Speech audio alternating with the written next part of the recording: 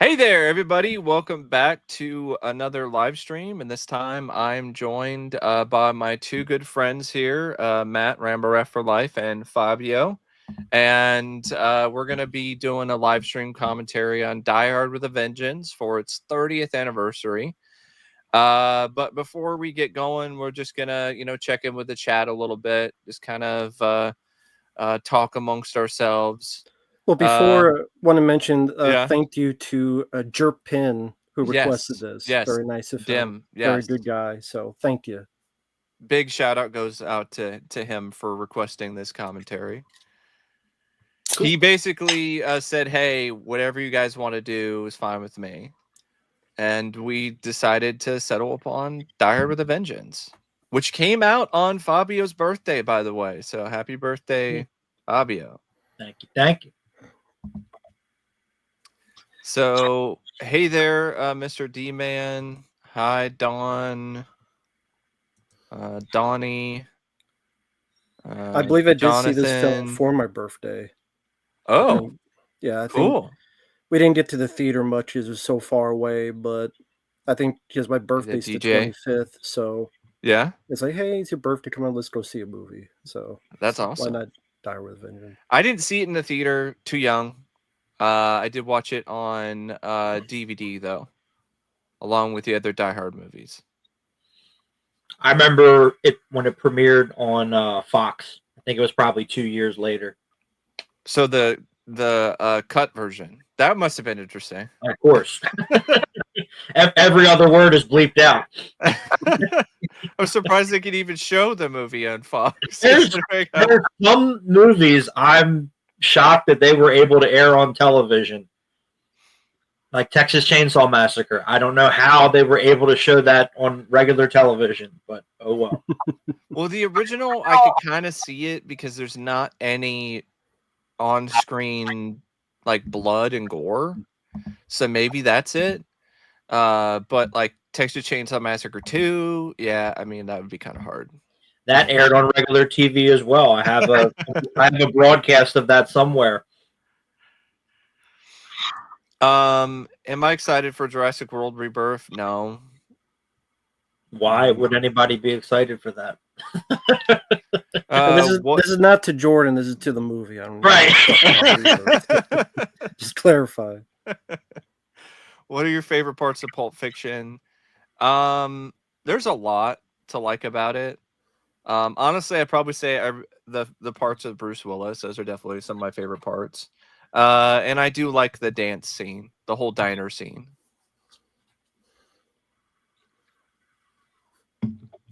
Ironically, brings up Pulp Fiction because there's a relation between Pulp Fiction and this with who's going to be cast as.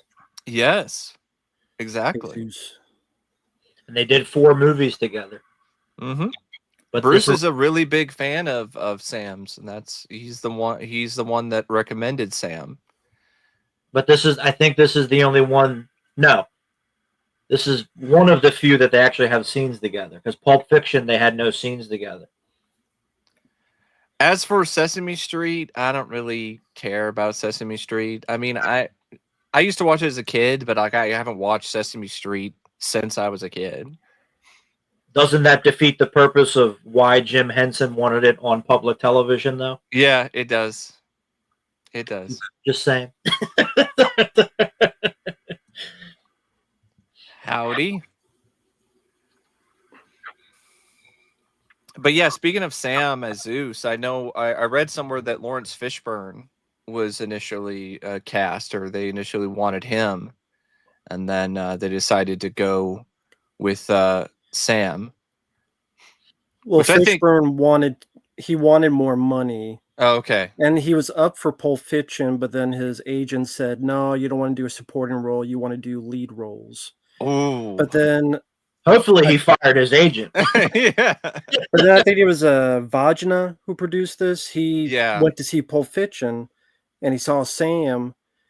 And at first, he's like, "Okay, we'll pay you, Lawrence Fishburne. You want more money? We'll pay it." But then he saw Sam and said, "We want this guy instead." Yeah. And then Lawrence Fishburne sued. I mean, granted, it was only like a verbal agreement, but I guess they were still able to prove stuff. Yeah. So Fishburne got a payment, so Fishburne got paid. He still got paid, so worked out for both parties in the end. Hey there, Antonio. I mean, Fishburne could probably pulled it off. I mean, he did some good work in some other, smaller roles in some other movies around the same time. So, yeah, Boys in the Hood came out a couple years before. Wasn't he also in King of New York? He was. He was the guy that got his head blown up.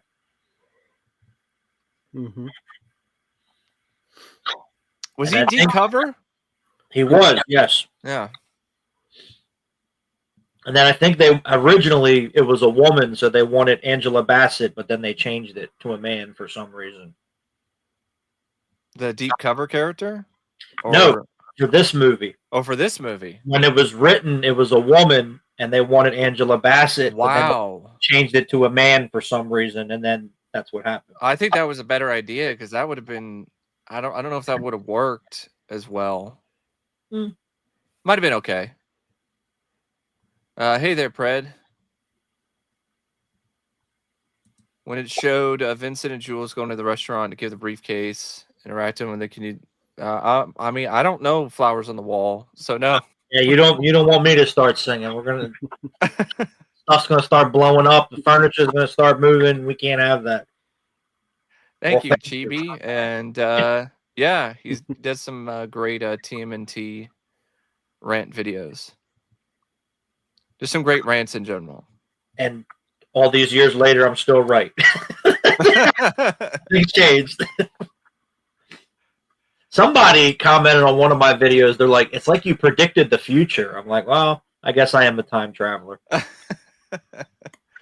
Well, it's kind of like some of the stuff that me and Matt and, Effrey and, we talked about like years ago. Way back. Yeah. Way back. And then we're like, oh, well, that happened. Oh, the movie's going to suck. Gee, I wonder. I wonder why.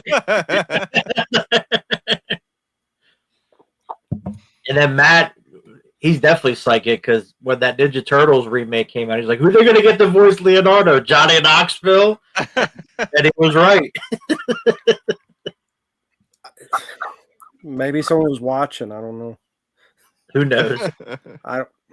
That's that fucking movie, man. I hate the sequel too. Yeah, it's bad.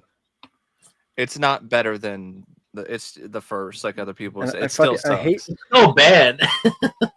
I hate that Mutant Mayhem movie so much. I might even hate that movie worse. I hate to say it. Don't even get me started on that. I don't like that movie either. Bunch of 8-year-olds pissing around. Fuck. Let's go to high school because that's what people want to watch. The Ninja Turtles in high school, hanging out with kids. Okay. Because we don't have enough of those movies, with the teenagers, teenage heroes going to high school. We don't have enough. We need more. Maybe they should do like that show we watched about high school with the drugs and the sex. And Euphoria? Yeah. Oh, with Ninja Turtles? There you go. With Venus? More interesting, but... Your least favorite? Okay. To each their own. I would say the fifth one, but the fifth one is easily my least favorite Die Hard. Oh God! And I wanted to like the fifth one. I saw it in the theater, and I did like in the theater, but then at home it didn't hold up the best. Just like Rambo 5. I didn't see that in the theater. I waited till it came out in 4K and then watched it, and then I was like, "Yeah, this sucks." I saw it when I was in California. I saw it, and oh my God, the tickets were so expensive. And oh no, and this was 6 years ago, and the theaters, like you could get the food there, and everything was expensive. I'm like, no, I'll just get a drink and I'll be happy. And yeah, and they're like trying to sell it on you, like, no, you can get food. I'm like, leave me alone. Order. I know. I worked at a movie theater. Yeah. I'm not buying your $87 cheeseburger. Leave me alone. It's the upselling, man. They just kept. The managers kept riding my ass, and they'd all be like, "You got to upsell." No, I'm good. They're not gonna buy it anyway. What do you need me for? Yeah. Yeah, the upsell is the most annoying. It's like when I worked at the video store. Yeah. It's like, sell this card. I'm like, they don't give a shit about the card because they don't come in here that often to rent a fucking movie. And then when they do, when they return it, they accidentally put it in the trash. They're fucking stupid. Just like, here's a slot, here's a trash. For some reason, a trash is the same as the slot that's attached to the fucking building. I don't know. Maybe they were all dumping some of those trashy movies in there. Some of them deserve to go in there. So yeah, some of them deserve to go in there. No, I haven't seen the new Final Destination. Not yet. That'll be changing soon. So I'm not seeing it. Hey there, Will Ferrell, number 1. Well, I like the 4th one too. Live Free or Die Hard is honestly, in my opinion, pretty underrated. Actually, I really like it. Both versions. The theatrical version I had fun with, saw it in the theater, and when it came out, and I also really like the unrated version. Would love to see that get a 4K with the unrated cut, because the only way to get the unrated cut on Blu-ray is this out of print Nakatomi Plaza box set. It's like hundreds of dollars. Is it close? I think it's close. I'll get it. There's an overseas release? No, it's an American release. It's right up here. Oh, okay. It's that box set, right? No, I don't have the box set. I have the other one. Oh, okay. It's right here. I'll get it. But yeah, I enjoy the 4th one. I saw it in the theater, and there it is. Yeah, love it. Love how the action scenes were well done. I actually like Justin Long in it. I like the dynamic of the old guy dealing with the newer type of terrorism. Yeah. Thought that was a nice back and forth dynamic. Made it a bit different, not a copy of the other films. And I like that the director tried to do as much practical as he could. Yes. There's some good model work. I still like the scene where he slides down and the fireballs. Yeah, I love that. That's still very well done. A lot of the criticisms it got at the time are lame and still are. It's so unrealistic. It's a Die Hard movie. Like, none of these movies are realistic. Yeah, it's a movie. Movies aren't real. If you get this one, it has both cuts. Oh, okay. Yeah. Okay. Does that say when it came out? This one says 2020. I think that was a Disney one, wasn't it? Yeah, this is, I think, the second pressing, because Disney put this out. I don't know. The original probably came out a year or two before. Cool. But this one says, copyright 2020. But it would be nice if Disney would just, let the sequels get 4K releases, because they're streaming. Die Hard 2 had a 4K transfer done, but they canceled the release because they got bought out by Disney. Exactly. Yep. Mm-hmm. Same with Fight Club. So there is a Die Hard 2 streaming 4K, it was on Disney Plus, and I think there was also Die Hard with a Vengeance, but it's digital, so it's not really the same. Right. I know Con Air just recently got a remaster, but I haven't seen any announcements or anything for a physical copy, which is interesting. And then the Knight Rider, they're doing a Knight Rider 4K. With some absolutely garbage photoshopped. Oh, yeah, it looks terrible. There's that AI shit. That's not even real. Favorite Bruce Willis movies, Pulp Fiction. Cool. I love his cameo in Loaded Weapon 1. That's great, too. Absolutely. It's so funny. Is it no problem? No problem. It's 2 blocks up that way. Oh, sorry.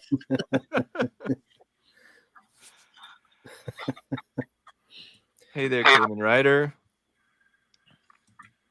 Yeah, hey there, Chaz. Best Die Hard sequel. Yeah, I mean, I like Die Hard too, but I would probably agree with that. A worse screenwriter than Skip Woods. Well, I don't know. I mean, there are some worse screenwriters. Uwe Boll, yeah. Neil Breen. Neil Breen for sure. Whoever wrote Halloween 2018. Wasn't that David Gordon Green? Did he also write that? Yes. What? In a Halloween movie? What the fuck is this? No, crack. Yeah, the rated version of 4 is a great send-off to the series. There's a lot of good moments in that, like vintage classic John McClane moments. You know, like the whole command center bit that cracks me up every time, or the whole sequence where he's talking about Maggie Q. Oh, her? Yeah, she's down at the bottom of an elevator shaft with an SUV rammed up her ass. What are you gonna do? I'm gonna go kill this motherfucker and get my daughter back, or I'm gonna go get my daughter, or kill this, or yeah, I'm gonna go get my daughter back and kill this motherfucker. Like classic John McClane. The fifth movie didn't get John. No, it didn't sound like John at all. It was generic Bruce Willis. Fifth Element's a classic too. That's a good one. For sure. The Kid, I haven't seen The Kid. I've heard about The Kid, but I've never seen it. I liked it for what it was. It was cute. And Creed 4? No. Why? No. It would be truly IV. The fucking franchise would be an actual IV. With the Rocky logo, the Rocky logo on an IV bag. Beep. Beep. Beep.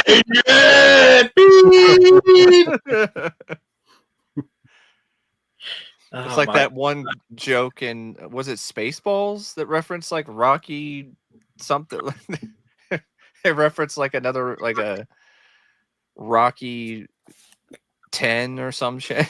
I know that Airplane 2, one of the Airplane films, there was a poster like Rocky 8 or Rocky 10 or something.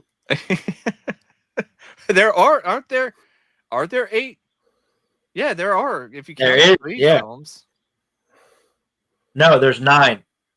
Yeah, because there's 3 Creed and 6. Yeah. Close enough. Yeah, but I don't count them. Close enough. Yeah. All right. So I got the video set up. Fabio, are you using the same file or do you have your own thing? I have my own thing. We're cool. Good. We're good. Awesome. All right. Yeah, Blazing Saddles is a classic. That's speaking of Mel Brooks, that's a good one. Great looking 4K too, to be honest. Where are all the white women at? Without a Paddle movie with us? I'd be down for it. Yeah, I'd be down for it too.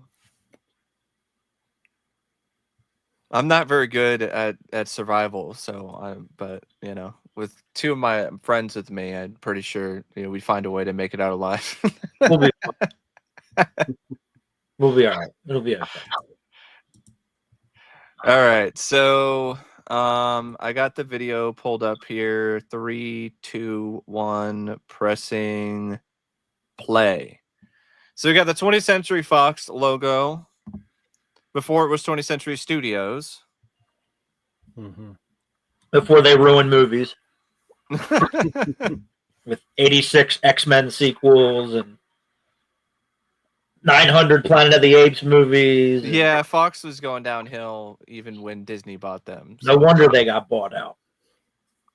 Here we have the Synergy logo, because this was also one of the few films Synergy did before they went under. I think this and Tombstone were the only 2 that made money. Yeah. Was it the same guy behind Carlico? Yeah, it was Andrew. When him and Mario Kazar split, he formed Synergy. Yeah. I love this opening credit sequence with this song. New York. Yeah. Where's Effrey? And this is the first time they started not using the number for the titles in the franchise. Yes. So, but it's a cool title. Same with Live This Free is Die also Hard. the first Die Hard film that's based on original script, not loosely based on or has elements from a novel. But Die Hard 4 is based on an article. Yeah. And I know writer Jonathan Hensley, he mentioned how the FBI contacted him after his movie came out because of his script. He wanted to know how he knew that there was a gold reserve. Yes. He goes, I have friends that work there. Damn. Remember when they used to blow stuff up in movies for real? Yeah. I do. I miss it. And look at that wide shot, too. Yeah. I miss it. Now it'd be all fake. Stupid. One thing you can give Michael Bay credit for is that he normally blew shit up for real, even like later on in his career. He should blow up the Skibbity toilet movie, though. That's a really bad idea. What the hell is going on?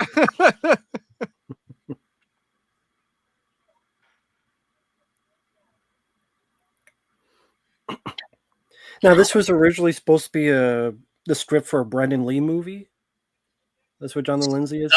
Yeah, Rapid Fire. An early version of this was going to be the sequel to Rapid Fire, and they rewrote it to make it a Die Hard film. Then I remember hearing they wanted at first to be like a Lethal Weapon sequel. This plot. Yeah, and then they changed it for whatever reason. You had a rumor about it being Speed 2, like the Speed 2 plot was originally for Die Hard 3, but that was a rumor and it's actually not accurate. In fact, there was another Die Hard script that was close to Money Train because it dealt with the subway.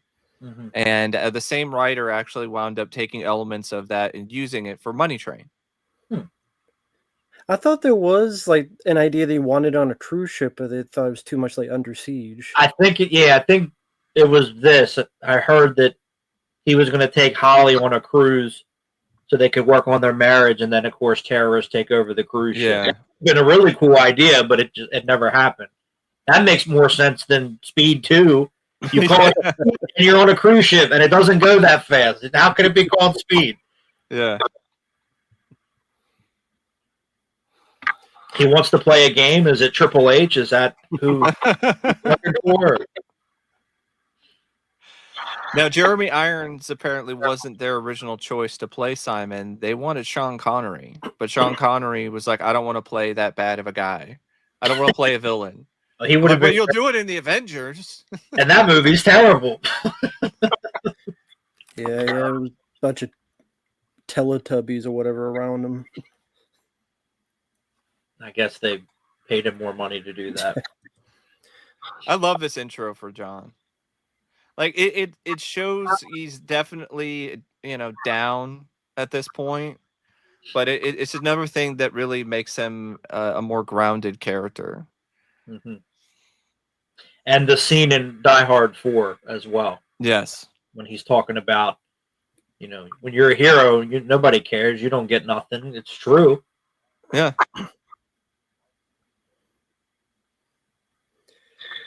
Here we have Graham Greene. Yes. Who, good character actor. He was nominated for an Oscar for Dances with Wolves. Great in films like Thunderheart. He's good in that. And not so great in films like Snow Dogs. Well, I mean, Snow Dogs. He was on the Red Green show in Canada. Oh, cool. Yep. Now the guy with the glasses was in the first Die Hard as well. Yeah. Oh, okay. I didn't know that. Yep. He was the cop that says, I think they said something about a double cross. Oh, okay. Cool. Also in Carnosaur 3 the same year. This is a great example of a script where, okay, we break your hero down, but we do it in a way that's not that insulting or feels like you're breaking the character down to nothing, because they still build him back up as the film goes on. Exactly. They should take notes, Hollywood. And a lot of people comment on the way that he wears his watch. That's how Bruce Willis actually wears a watch. Yep. But I think that's cool. It's something different. Oh, yeah. I like William Atherton. He plays a great jerk. And it is true. He has no dick. Hey there, Bobby. Now, was that like a tattoo still on his left arm? Like I saw like there's lettering there or something briefly. I don't know. I don't think that's real because when other movies, he doesn't have it. I think it might have just been for the character. At least that's what I think. Yeah, I could be wrong. They might have covered it up for other movies, but I don't know. This is such a ballsy idea. Oh yeah, Now, to be fair, when they shot it, it didn't say that. Exactly. They added it in post with CGI. They added it later, obviously. But it makes sense. That's what a villain would do. A villain would do that kind of thing. So it's just a movie. I think either Jonathan Hensley or the director or both stood up for this scene because I think the studio was like, "Hey, cut this out," and they're like, "No, we can't cut it out. It's important. Bad guys can't do bad things. Not anymore. Apparently, we have to feel bad for our villains. Sympathetic. You got to have sympathetic villains. Are you fucking kidding me? Colonel Stewart blew up an entire plane full of Cole Meany and I know. He killed Miles O'Brien and innocent people. I'm not supposed to feel bad for him. I know.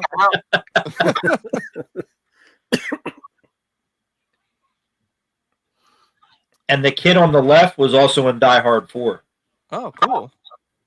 Or no, 5. I'm sorry. Yeah. Oh, well. Yeah, Aldous Hodge. He's big time now. He blew up real big. Oh yeah, he was also in one of the Big Mama's House sequels. Yeah, unfortunately, but I'm sure he was paid well.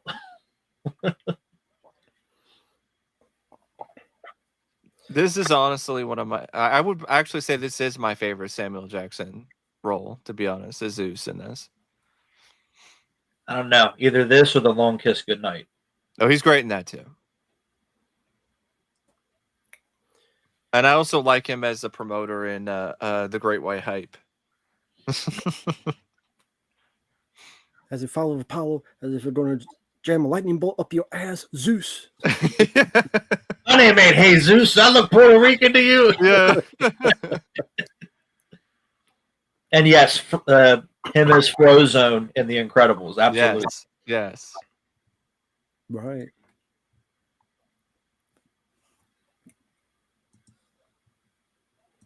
Villains are back. They're politicians. Well, those villains never left. So no. Thank you, Bobby. Super chat for Bobby. What if Fabio is jogging outside at night saying, "Who's awesome? I'm awesome. Who's awesome? I'm awesome. Who's awesome? I'm awesome." The cops are probably going to show up. Just saying. Yeah, there's a weird guy running around talking to himself. You might want to come get him, take him back to the house. Yeah. Although there are a few people out here that do that. So yeah. And it's not me.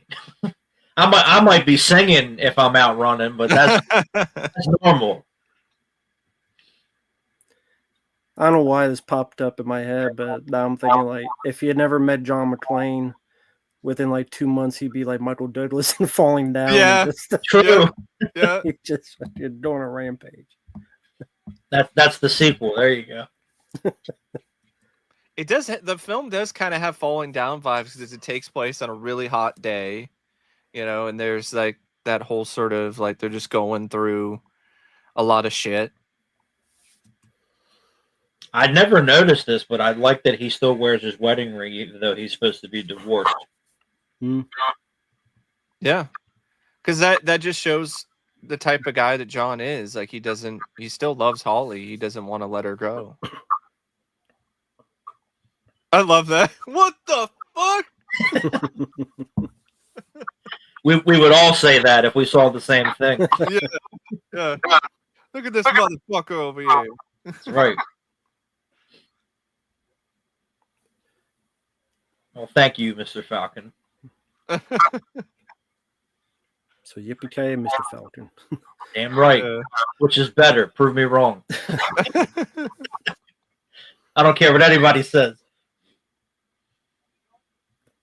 But this was part of resurgence of Bruce Willis because yes, other than he had some flops like Hudson Hawk, Billy Bathgate, I believe, Bonfire of the Vanities, yes. But then with Pulp Color Fiction of Night. 94, this was 95. Then you soon after Armageddon, The Sixth Sense, Whole 9 Yards, Unbreakable, a bit of 12 Monkeys, a bit of a resurgence. Yeah. Around the same time that Travolta had his too, if you think about it. Yeah, because before Pulp Fiction, his career was in the toilet. Chains of Gold. Anybody remember that one? With Joey Lawrence? Yeah. Look Who's Talking 3. Yeah, Look Who's Talking Now. Joe Bob Briggs' The favorite. dogs.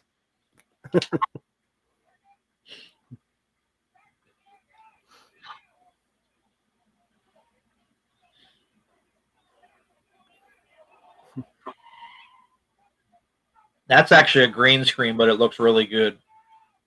What? Yeah, I never would have noticed. Before the car stops, that was all green screened in. You can't tell. It looks really good. Wow. Made sense for safety, but like you said, I would never have known. I found that out back in the day when FX was good. They used to have a program called DVD TV. Oh yeah, DVD TV, yeah. And they showed it, and I was like, I had no idea. That's awesome. Yeah. AMC had one too. I think it was called the enhanced version. Yeah. Because I have Halloween when they showed it on there, but I have Halloween and Home Alone. So I look forward to bringing to you. Right. He might be. You don't know.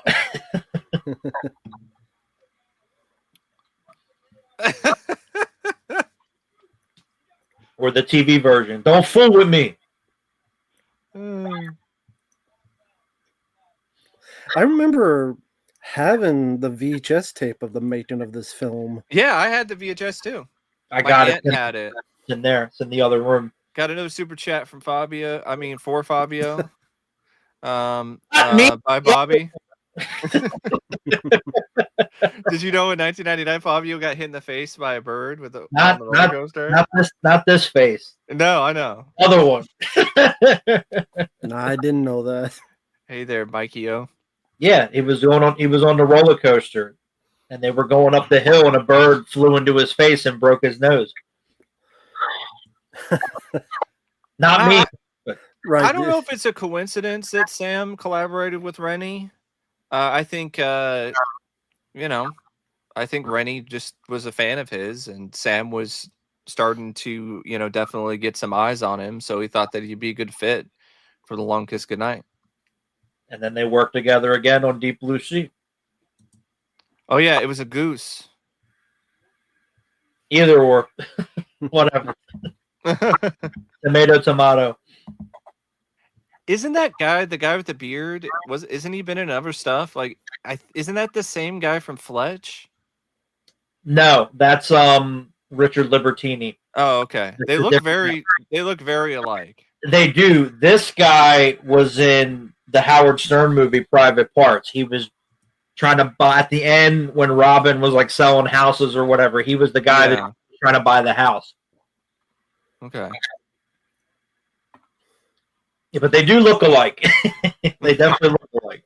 His name is Stephen Perlman. Yeah. Sadly passed away in 1998 for cancer. Oh, damn. That was right after, man. But he was in an episode of Seinfeld. Axel Foley and John McClane. I think that would be a fun duo. I think they play off each other well.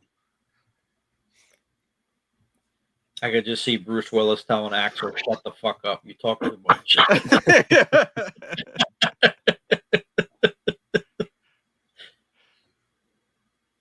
What'd you think of Beverly Hills Cop 4, Mike? I liked it. Good. I liked it more than Bad Boys 4, even though it's similar in terms of the plot. Bad Boys 4 sucked. Yep, this is definitely the 90s because they're smoking indoors. I love that. That's such a funny bit there. Good, nice way to kind of break up the levity there. The guy testing the explosive. Inside a building. Yeah. In a police station. Chibi, I see your comment. If you want all three of us to do Mayhem, you don't just have to pay him. You don't have to pay me and Fabio a bit of money too. Just see that fucking movie. Exactly. Because I definitely going to do that one for free. Yeah, neither am I. Fuck no. I got to watch it again. If you bump into Bill Murray, he'll threaten to step on your foot. Yeah, I've heard Bill is kind of grumpy. That was funny because the dude was up on him. So he was. Yeah. Yeah. Seriously. Sad boys. That movie was terrible.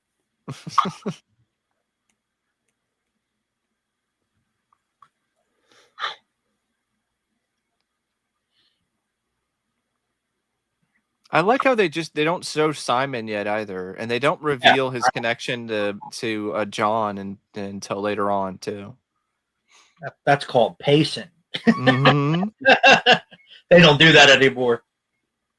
And yeah, I like. You mean McClane? No, I mean Santa Claus. I like that they reference that those two movies took place at Christmas and not this one. Yeah, this is the first Die Hard that didn't take place on Christmas. And despite what Bruce Willis says, Die Hard 1 and 2 are Christmas movies. Get over it. I agree. Oh, yeah, this is one of my favorite lines. Well, why don't you stick your well-laid plan up your well-laid ass? Yeah, well-laid plan up your well-laid ass, yeah. That wasn't smart. What's interesting, the guy, the bomb expert, the bigger guy, he actually played Uncle Fester on Broadway. Oh. When they had Addams Family Broadway, he played Uncle Fester. Interesting. The guy who later tries to disarm the bomb, and what was he says? It's a fugazi. Yeah, pancake syrup. Yeah, pancake syrup. Syrup, not bad. Which was not the original ending. No. I like the original ending, though. I think it's cool. I don't mind it, but I prefer the theatrical ending myself. Right. But that's just me. It felt more like a Die Hard movie. Yeah.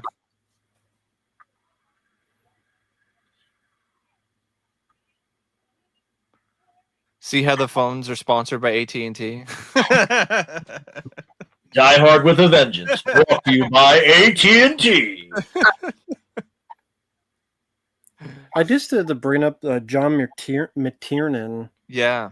What was the film he did right before this? Was it Last Action Medicine Hero? Man? Oh. I think he did Medicine Man. Yeah. Medicine Man was before. Yes. Okay. And then it was Medicine Man came out, I think, in January or February, which is probably why it didn't make any money. And then Last Action Hero was the summer. Yep. I love that bit too. What's just a chair with me in it? It's funny because when Bruce Willis was a kid, he had a stutter. Yeah. Why don't you come down here and kill me?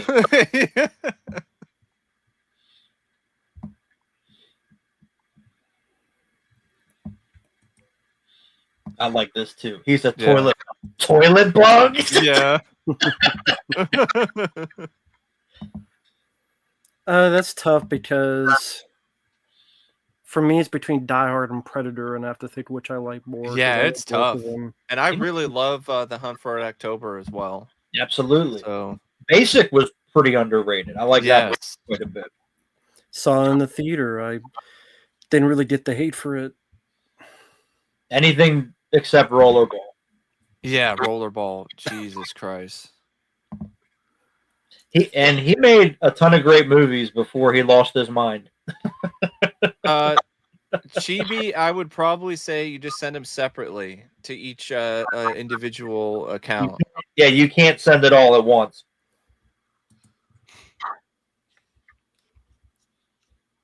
I have my PayPal link in the video description of my latest video. Yeah, each of our channels, just go to each one, and the link is down below, the info box for each of our channel, each video. So just do it that way. It's all good. It's not complicated, folks. Which do you like more, Predator or Die Hard? Gun to my head, Predator. I'm gonna go with Die Hard. I really love Predator. I do, but I gotta go with Die Hard here. I mean, there's no wrong answers. I was just I go with Predator because it's that action horror element combination. I'm a sucker for, but Die Hard is a classic, of course. As is this. The cast in Predator is amazing. I would say The Last Boy Scout is definitely up there when it comes to other films that Bruce did, you know, outside of the Die Hard franchise. Mm-hmm. Yeah. I don't know if I would say it's his best. It's up there. It's excluding Die Hard, it's my favorite. Yeah. Even though it can be looked at as a quasi Die Hard movie if you think about it. Yeah. I love it though. Billy Blank's in the opening, like just shocking. I remember when I first saw that movie, I did not see that coming at all. And I was like, a bitch. Holy shit. Like, wait, you open up your movie and the Thai Bo guy blows his brains out? Yeah, man, let's do this. It's interesting when you look at John McTiernan and what he's done, and yet he's only made 11 movies. Now, granted, that's because of his circumstances later on, but still, it's only 11 movies. It's compared to a lot of directors, it doesn't seem much. It's really impressive. Well, it's kind of similar to like John Carpenter. If you look at the films he did that were theatrically released, not TV movies. He didn't do as many as some of the other, you know, filmmakers of his time. Mm-hmm. James Cameron's only made 8. Well, it's probably because he takes forever making the Avatar movies. So too bad they suck nowadays. What were you going to say, Fabio? Before about? Oh, I thought you were like about John McTiernan, like the fact he's only made 11 films. Oh well, most of them are good. James Cameron. He did what? 5 movies that were good out of the 8. Yeah. But yeah, I think this is just a great idea to have McClane hungover, you know, not in the best of shape, not in the best position, teaming up with this random guy, and then dealing with this terrorist who's just giving them all these games, you know. And it's then a really fun idea. The twist that, you know, he wasn't really going to do it. It was all a setup so he could steal the gold. Like that's brilliant, you know. Yeah. When I first saw this, I was like, okay, that's pretty cool. Yes, rest in peace, George Wendt. Absolutely. Richard Donner was going to direct The Last Boy Scout for Tony Scott. Probably would have done a good job, but I'm glad Tony got it. And it's amazing that number 1, that movie got made, and number 2, how good it is because everybody wanted to kill each other. Do that again and I'll kill you. Sponsored by Dunkin' Donuts. That's right. If you need to blow your colon, just like this movie blows you through the back wall of the theater. If you need to blow your ass through the back wall of the toilet, go to your diehard Dunkin' Donuts. It is weird because in America, this did less business than Die Hard 2. Die Hard 2 actually made the most money out of the first 3 in America. They still made $100 million. I wouldn't be complaining, but it just find it interesting that the one that everybody shits on is the one that did the best in America. Yeah. Wonder why that is. Like why it didn't make as much. You have to look at what else was around out at the time. In 95. And this 95 was a big summer for movies. You had this, you had the first Power Rangers movie, you had Pocahontas, Batman Forever, Judge Dredd. There was a lot of great movies that came out that summer. Well, I wouldn't call Judge Dredd one of them, but they're all great, but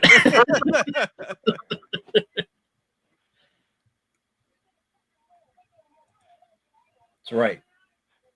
I love this. Is like one of those rare instances where like the bickering is actually really enjoyable. Like because there's a lot of films where you have these type of characters that are antagonistic initially and going back and forth, and it could get kind of irritating, but not here. No, because their chemistry is really good. Yes. And I'd love to know how much of it. I'm sure a lot of it was improvised. I would love to know how much of it was. And I never noticed this, but Samuel L. Jackson's face. Yeah. He's like, see, I told you I was right, but he doesn't. I love the bit there too, where this random passerby just gives him some money. Gives him $1, right? And I wonder if that was improvised or not from the extra.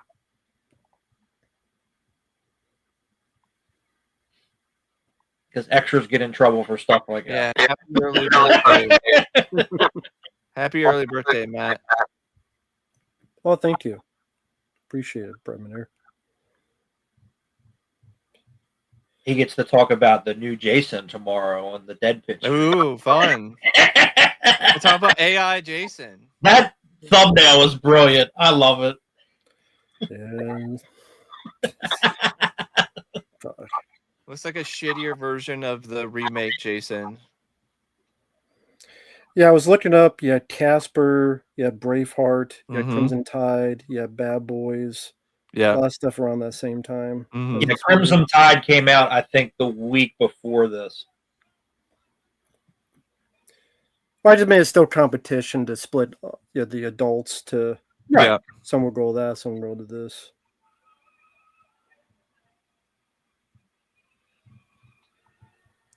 I'm sure this was all a nightmare to shoot. Yes. You're in New York City in the summertime. Oh, absolutely.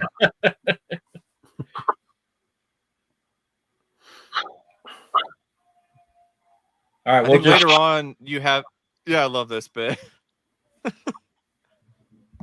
Not even God knows what you're doing.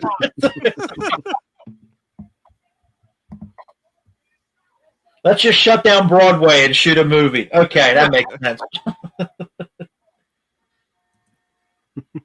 Yeah, Bruce Willis was in an episode of Miami Vice. He was also in Twilight Zone. Yes, he was. One of his first ever roles was in Twilight Zone. Saturday. Before anybody knew who he was.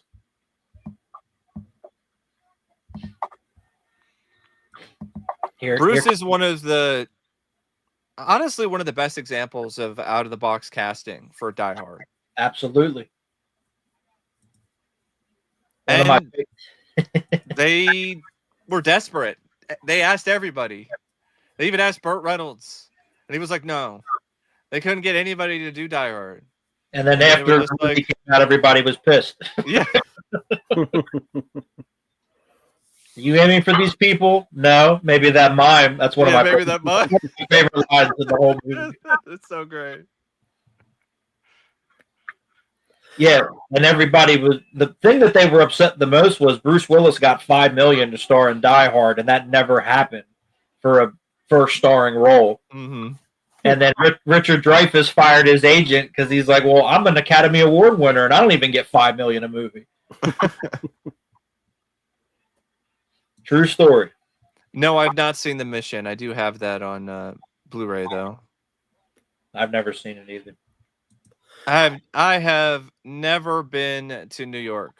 I think I drove through New Jersey with my dad on the truck. God.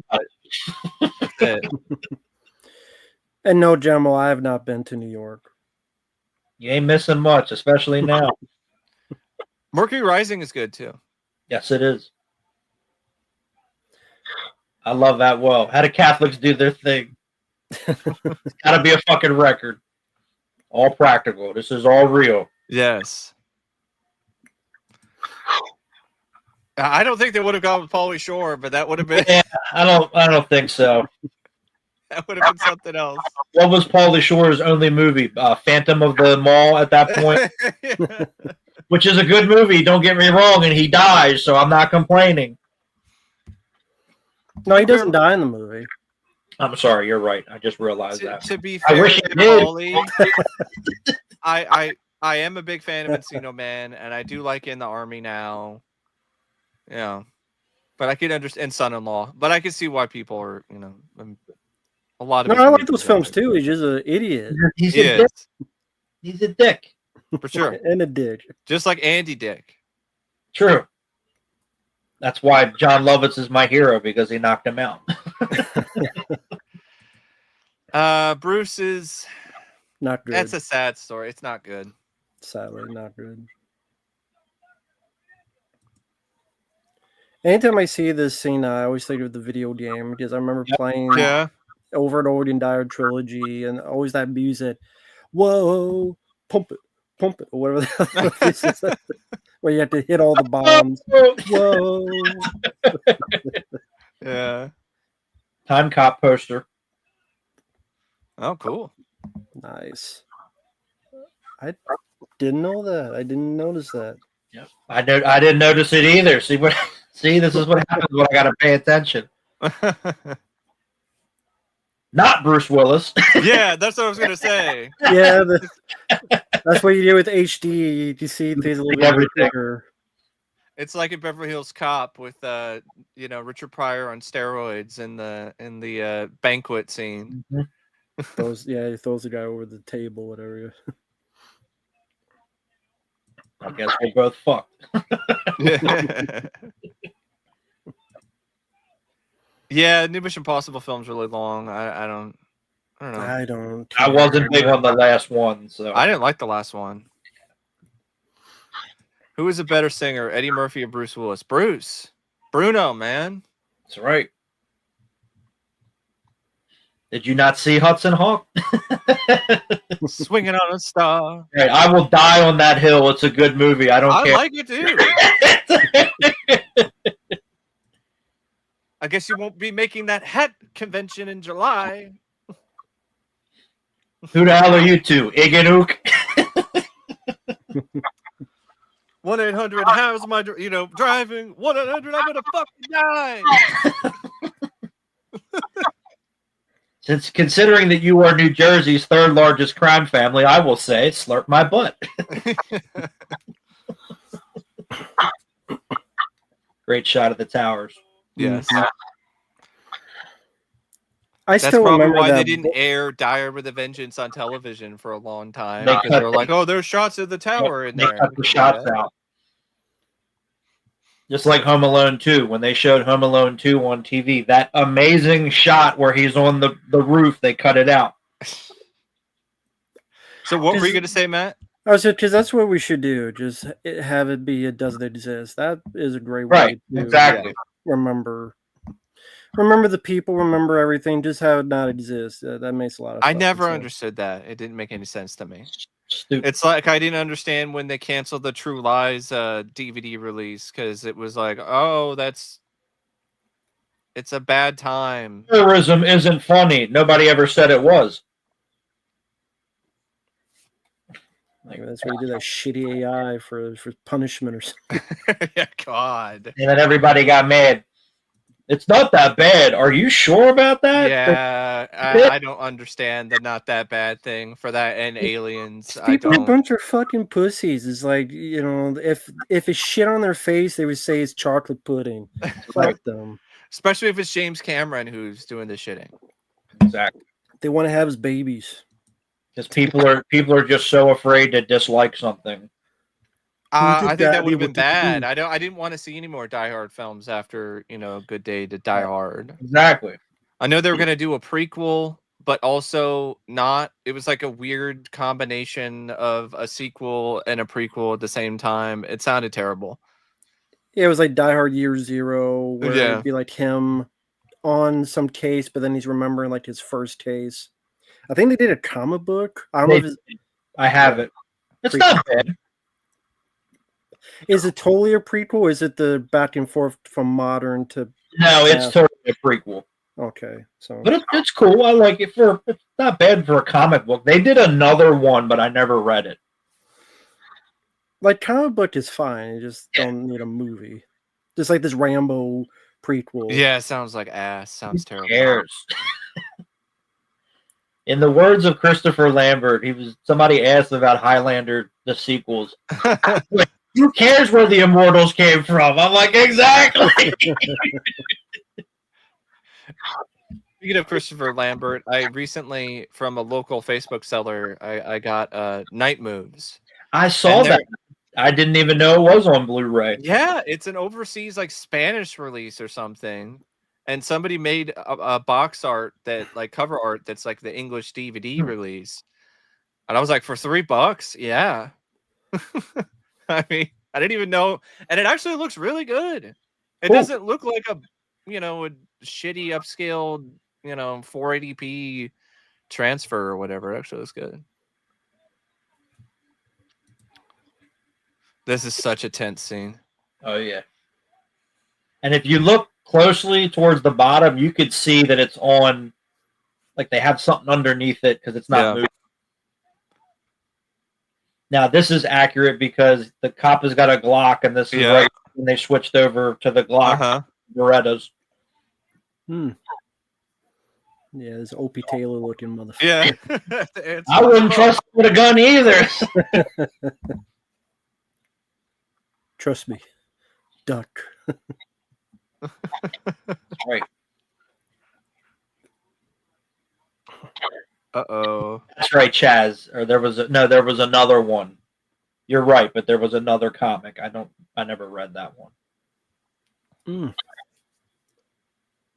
Okay. Oh, Paul Blart Mall Cop, garbage. Awful. The first one's okay. The sequel was terrible. I think both of them are bad, but that's just me. That's all right. 2010.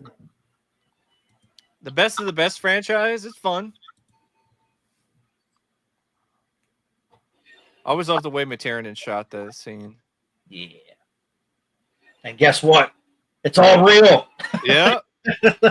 I don't even think it's a miniature either. I think they actually had a legitimate, like... They built a soundstage and they blew up a train. Yeah. Duck, asshole. I love it.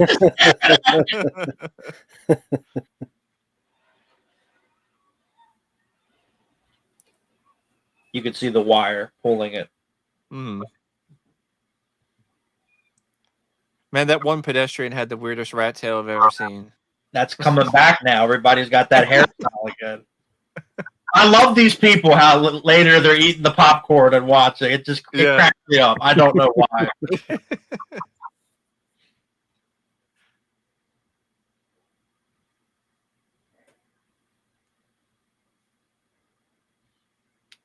And the reason why Bruce Willis is laughing is because before they were rolling, someone told him a joke. and they left it in the movie. It's great, though. It seems like a typical kind of McClane reaction, man. That's right. I mean, after all the shit he's been through in these movies.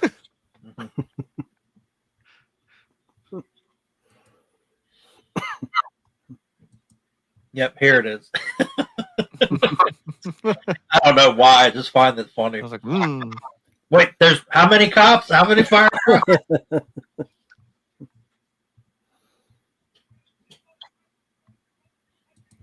Yeah, the budget for Die Hard with a Vengeance is $90 million.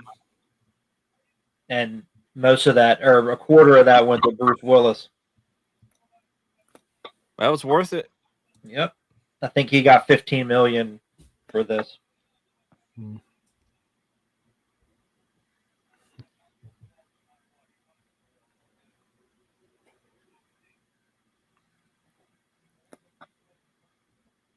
Why the long layoff between 3 and 4? Because Bruce Willis didn't want to do it.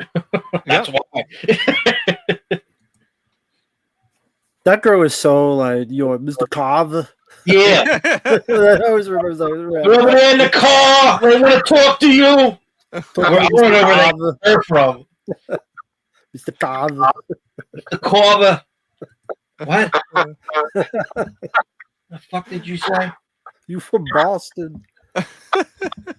Carver. Like when I went to, was it last year? Yeah, I think it was last year. I went to Chiller, and there was a cyber truck that drove by. And this guy goes, "That's the ugliest fucking truck I've ever seen." I love that.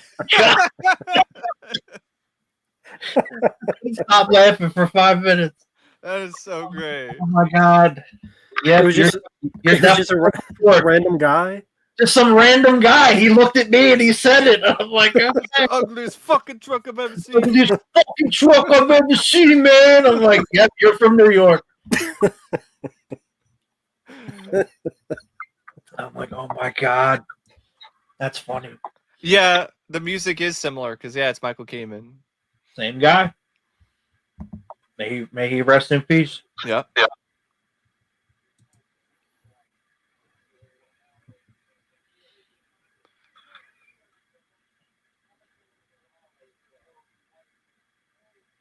Like the guy in the back is just like, will you all just shut up so I can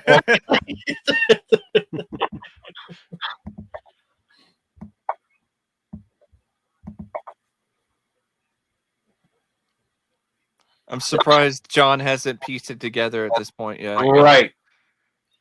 And then this guy. So it's like he's a German accent. He's very angry with me. He ran an infiltration unit. Yeah, I saw the movie.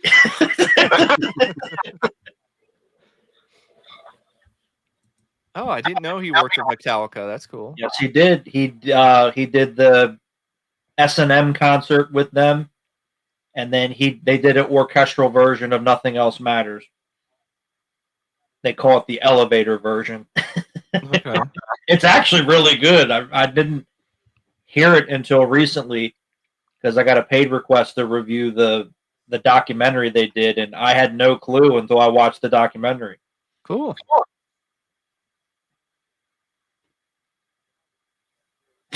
Well, that's exceptional report, fellas.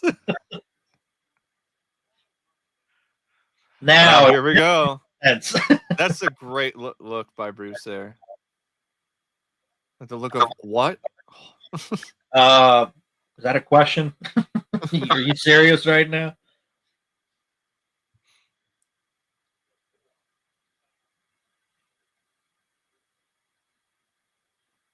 This guy's got one scene, 5 lines. Yeah, it makes the most out of him. That's right.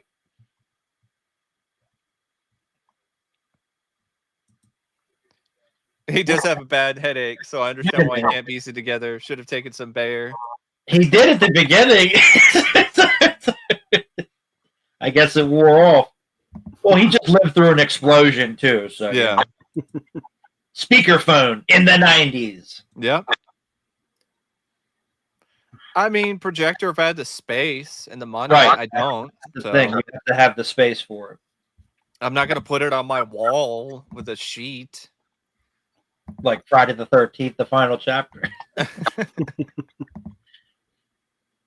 think the guy here, wasn't he, I think he was in Copland. Which guy? The black guy with the mustache. Maybe. I think he was like, I have to look it up now. It's bothering me.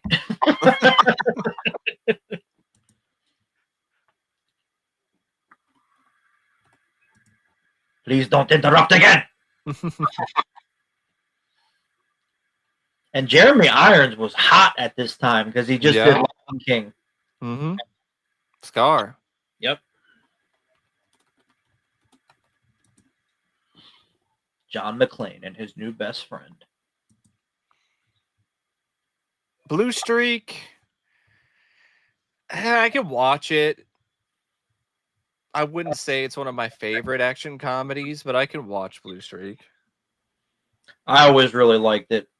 And the bit where he dresses up as the pizza guy, that's I went to school with the guy that his dad went to school with Martin Lawrence and said he would do that all the time. Oh.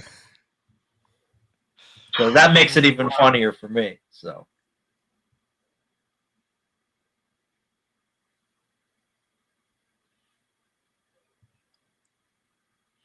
did he go uncredited? Because I'm not seeing.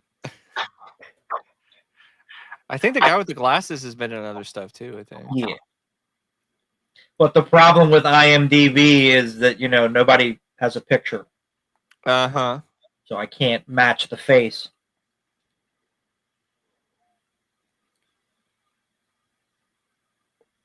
It's Charles Dumas. Okay. He was in Copland. See, I am good. He was also in The Peacemaker, Deep Impact, In and Out, Jumpin' Jack Flash. Cool. So it's Dumas, not dumbass. Because there's a little dream. There's like an advertisement like from back in the 90s I saw on a Facebook reel recently, and this guy's like, "Oh, I'm so excited to meet you, Mr. Dumbass," you know, and it was this guy whose last name was Dumas. I think it was like an A&W root beer ad or something. Well, the guy that with the glasses, he is a writer. Oh yeah. He wrote the Witches of Eastwick and the Bonfire of the Vanities. Oh, wow. So I guess him and Bruce Willis were friends.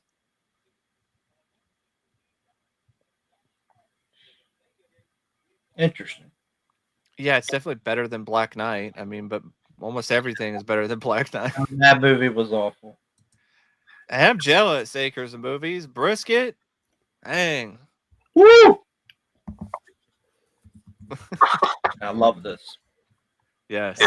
They bought it. They bought it. The towers again. Mm-hmm. And then we get the Michael Kamen rendition of was it when Johnny comes marching home? Yes. Jeremy Irons and his crew look like Devo. I never looked at it that way before, but sure. So whip it. Whip it good. Whip it good. Mr. McLean. Hook, line, and sinker.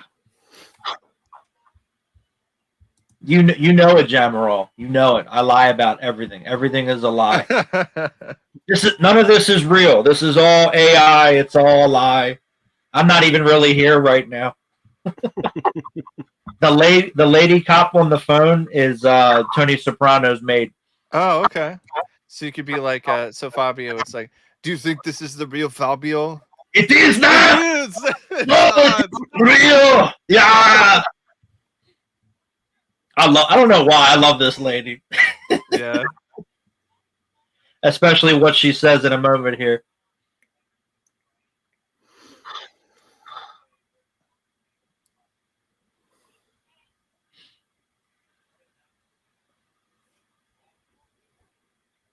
I'm gonna marry Donald Trump. I'm sure they cut that out when they show it on TV. That would be illegal, though. You cannot function all communications through one. No, that's illegal. Thank you. You're full of shit.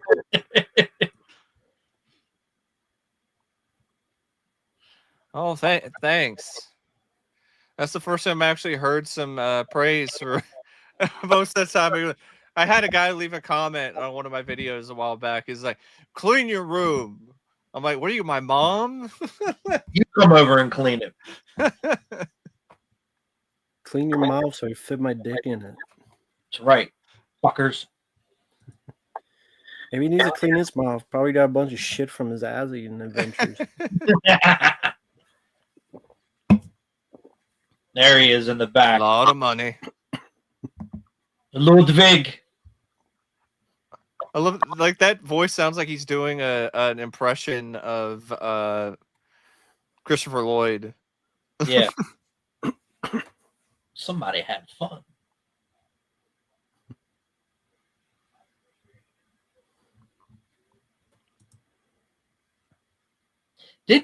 Was it the same year or the year after that he won the Oscar? Jeremy Irons? Yeah.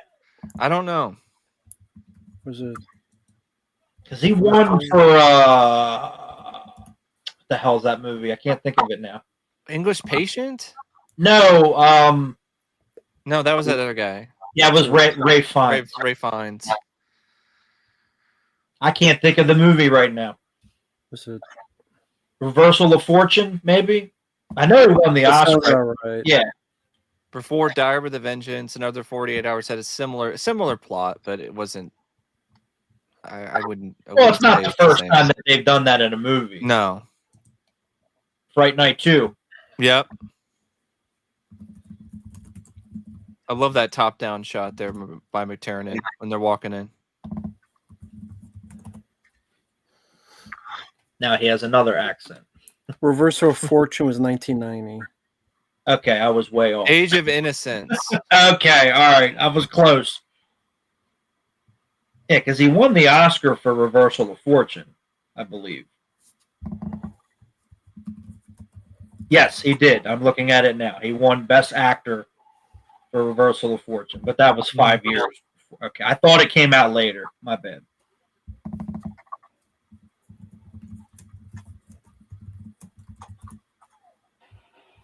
No shooting. Speak English. You don't speak English, do you, Otto?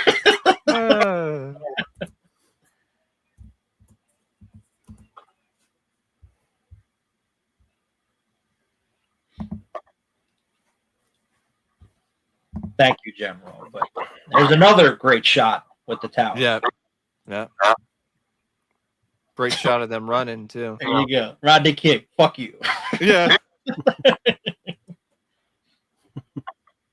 You mean to tell me that I'm in this shit because of some white people? Yeah, some white asshole. Oh my God. Dropped off a building.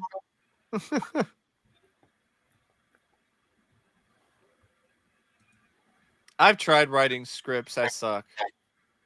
I'm more of a idea guy. I'm like George Lucas in that way. Like, I'll give you ideas. I don't know how to write them. And then you can write it. Script. And give me credit. Yeah. Oh, hey there. Thank you, Bobby. Super chat here. Matt as Leave It to Beaver. Mike as Brother Wally. Uncle Bill as the father. Crystal as a mom. John is Eddie Wally's friend. Fabio's Clarence. And Wally's friend. That's right. CK is Clarence's dad. Effery is Gilbert. Okay. All right. If I knew about Leave It to Beaver, I would understand, but I don't think I've seen an episode of that show. I saw the movie with the kid from Slappy and the Stinkers, I think. I think that's the lead. Yeah, the other guy was, I think. Okay, that kid was in the Little Rascals, though, I think. Wasn't he? The kid who was in Leave It to Beaver? I don't know. I think he was in I think he was in Gilbert Grape. I think he was Mary Steenburgen. Oh, okay. I think I remember catching that on like TV, but I didn't like it as a kid. Great actress here. Love her role in this. Samantha Phillips. Yep. Is her name. And that Michael Kamen score. Like that just was stuck in my head for days after I first saw this. Dun, dun, dun, dun, dun, dun, dun, dun, dun, dun. Yeah, she's a musician. Mm-hmm. I don't know why I always get her confused with the lady from Cliffhanger. Oh, I could see it. Yeah, because they look alike. Yeah, they do. The isn't there a blonde? Not Janine Turner. The other. The beginning. No. John Lithgow's girlfriend that he killed. The blonde. Yeah, because they look alike. Gotcha. What the hell's her name? You know what true love is? Caroline Goodall. Yeah. Now, I went to school with the guy. I don't know why. He was strange. But he would always walk up to me and say, I thought this was a currency exchange from this movie. I don't know. He would just randomly walk up to me and say, I thought this was a currency exchange, and walk away. And I'm like, okay, you saw Die Hard with a Vengeance, dude. Like, you're not on my level. That is hilarious. You've seen the same movie. This is my way of... the movie had other lines besides that one. I know half of them you can't say in school without getting in trouble, but... Yeah, apparently Samantha Phillips had an album out the same year as Die Hard with a Vengeance. That would have been like the 100th line I would have said from this fucking movie. I know. I'll never forget. I got in trouble because I ran around and I was like, and I was quoting the first movie. I'm like, oh, it's just a goddamn heist.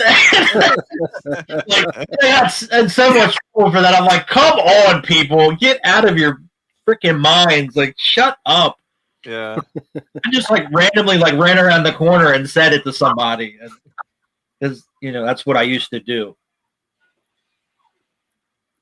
This guy's aim is terrible. Hey, like, for sure. Every Stay movie. Back. Just going to sit there in the chair and fire. It's like every movie. The guy thinks he's Rambo and he fails. Right. Yeah, he's Rambo while sitting down. Like Running Scared. I just reviewed that. Billy Crystal says to Gregory Hines, I like how none of your 6 shots actually hit the car.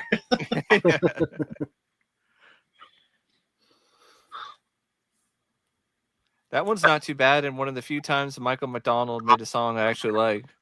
There you go. This guy would have been fired long ago, maybe. Yeah. How the hell did you pass the firing exam?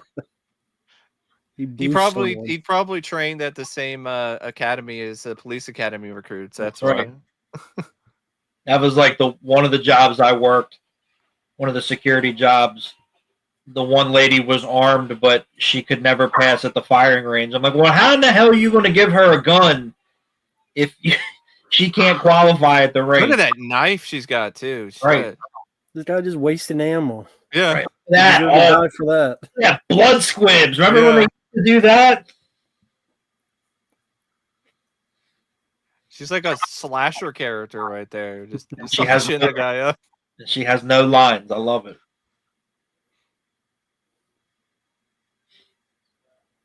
Is that? Yeah, it is him. The bald guy on the left. Yeah. No. Okay. It's because you can never see his face. I think it looks like Neil Stewart, who was in The Mask. Oh, yeah. But I don't think it's him. It looks like him. But I would love to see a 4K of that too. Yeah, with the work print cleaned up. Special edition. That's right, because I don't know how that movie never got one. Except there's a commentary. I think that's all it has on the DVD. Yeah. Which that's from the laser disc. So. Ha! Fort Knox. I guess there was like a controversy for some people in terms of like how much the gold weighs or whatever. I don't really care. It's just a movie. Shut up. I know. Oh, they're wondering if they could lift the gold. Right. Like, how could they lift so much and get it in the truck? And it's a fucking movie. Shut up. Who cares? Right. And we should see the sequels. Except for the 5th one. Yeah, don't watch that one. Unless you want to see John McClane continually say, "I'm on vacation," like over and over again. I just saved you and Papa Geppetto back there. What's the matter with you? The better use of the vacation, I'm on vacation thing is Beverly Hills Cop, actually, because he goes on vacation. Yeah. But yeah, Caroline Goodall was in Hook. She was Robin Williams' wife, and then she was in White Squall. I don't know why. I always get her. Yes. Movies aren't real. They're not? Oh, man. Oh, gee. Yeah, exactly. Who goes to Russia for a vacation? I mean, I'd like to go there. It'd be cool to go to Russia. Yeah, maybe. But run into Steven Seagal over there? No. Hold on. Let me rethink that. What would you do if you did run into Seagal? I'd run. Well, I wouldn't have to run, but I'd go the other way. He couldn't catch me.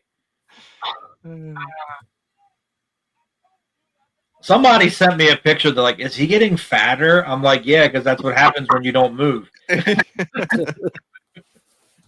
He's becoming a planet. Exactly. You just watch action movies for escapism. We could care less if things are accurate to reality. Get tired of people nitpicking over certain things in movies. Preach, Salvatore. They think they're cool when they do that. Like Nuke the Fridge. Yeah, that's stupid. Like, that was awesome. I want to do that. I want to get launched in a refrigerator. That'd be fun. Unlike Seagal, who is a fridge. That's right. So fat, he's going to have his own. I think this is my favorite riddle out of all of them. The whole stuff with the jugs and all that. Because they have to use math and they have to use all that other. My favorite is the St. Ives one. That's a great one too. The one earlier. Give me count. I know we passed it, but 7 guys with 7 wives. Yeah. Yeah. That was. What are they doing? They're on a fucking road. Yeah.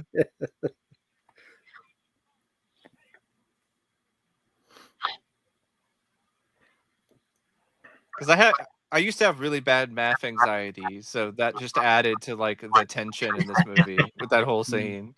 Because I would just watch that scene, he'd be like, "Oh God, fucking gallons and this and that." And said, You said you do. Yeah, you said you do. Put my foot up your ass.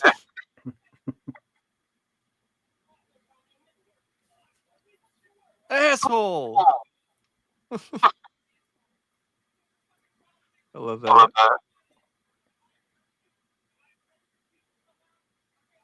You don't like me because you're racist. No, you like me because you're going to get me killed. How much time? 30 seconds. Oh, shit.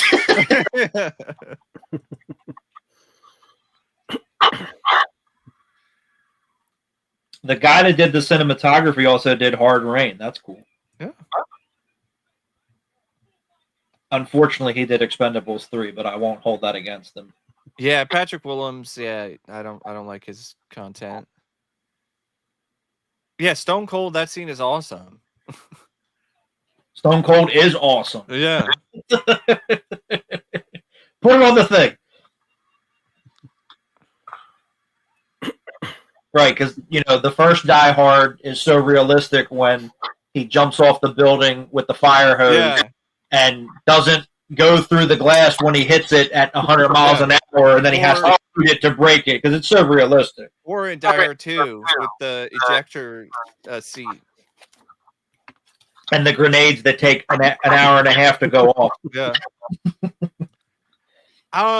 I think it's a bit of both. I think he's a little unhinged at this point because I think there's a lot of stuff going on in his life that is a little bit out of control.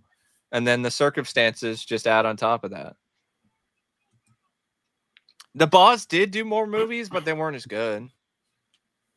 Because he waited too long. He even tried to do a TV show, and that didn't go anywhere. It was on Fox. There's only one episode. Yep. The pilot.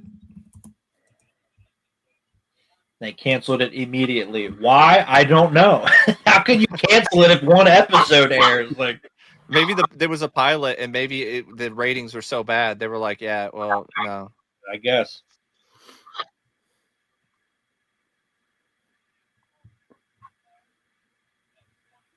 Blackjack. Yeah.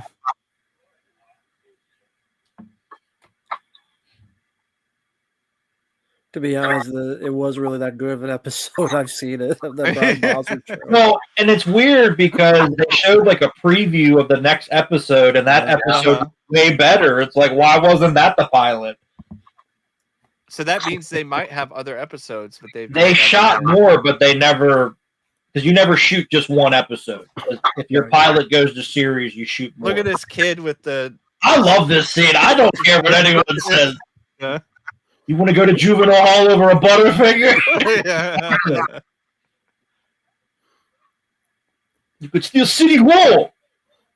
And then you have the Christmas bit. It's Christmas. That's right. And then later, he's like, "Yeah, see a fat guy with a reindeer," and he says that later. So there's all these Christmas references in the movie, which I love.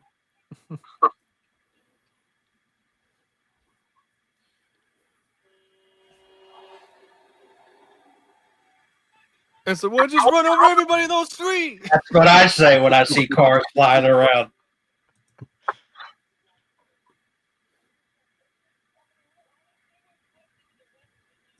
Schools. What did have a shit ton of money. Yeah.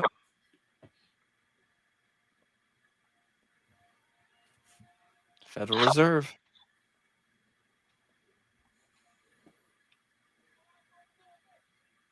Laundry Day. Love this thing. Give it to those guys over there. Don't put that in the car. I don't want that with me. Leave it on the street for some kid to play with.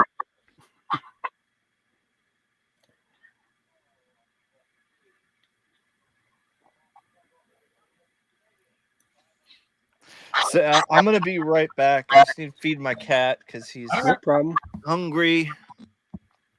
We'll be here. Just don't show your balls, Mike. Hello, cat. What are you doing?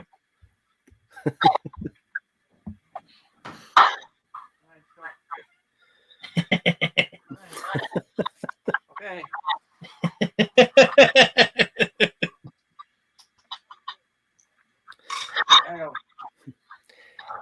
Don't open it up. It's a bomb.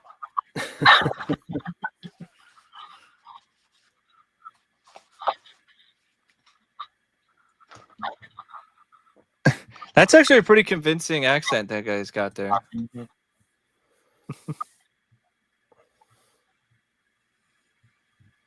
I don't know why the subtitles are on the third of the screen, but sure.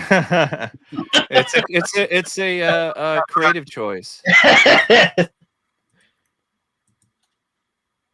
So this is the hypocrisy of critics. They praise Desperado, which I love, but they trash Invasion USA, Cobra, Stone Cold, Tango and Cash. Yeah. Those are different. Robert Rodriguez is a sophisticated director. This is the guy that did Spy Kids 3. Are you fucking kidding me?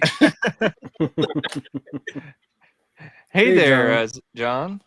Yeah, we're doing well. Hopefully you're doing well too. Hard Eyes, okay. Glad Still you're haven't doing seen well, it. John. No, I didn't see it. Laundry Day. I love that bit. Laundry Day. Garbage Day. Well, that's a different day. Right.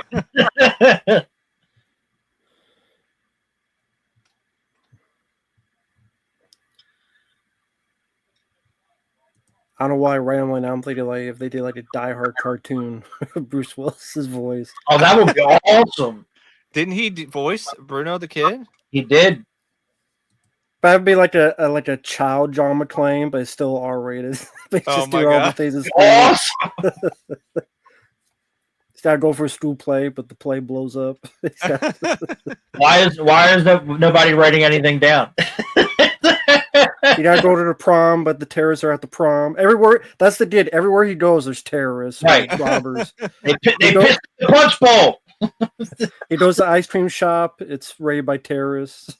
And he's desperately got to get his ice cream. I would love to see this. This is amazing. They did there was a Die Hard parody in the Ben Stiller show that Ben Stiller did. Oh my god, that was my favorite. And it was like a Die Hard in a supermarket, so it was a similar kind of thing. It was Die Hard 12, Die Hungry. Yeah.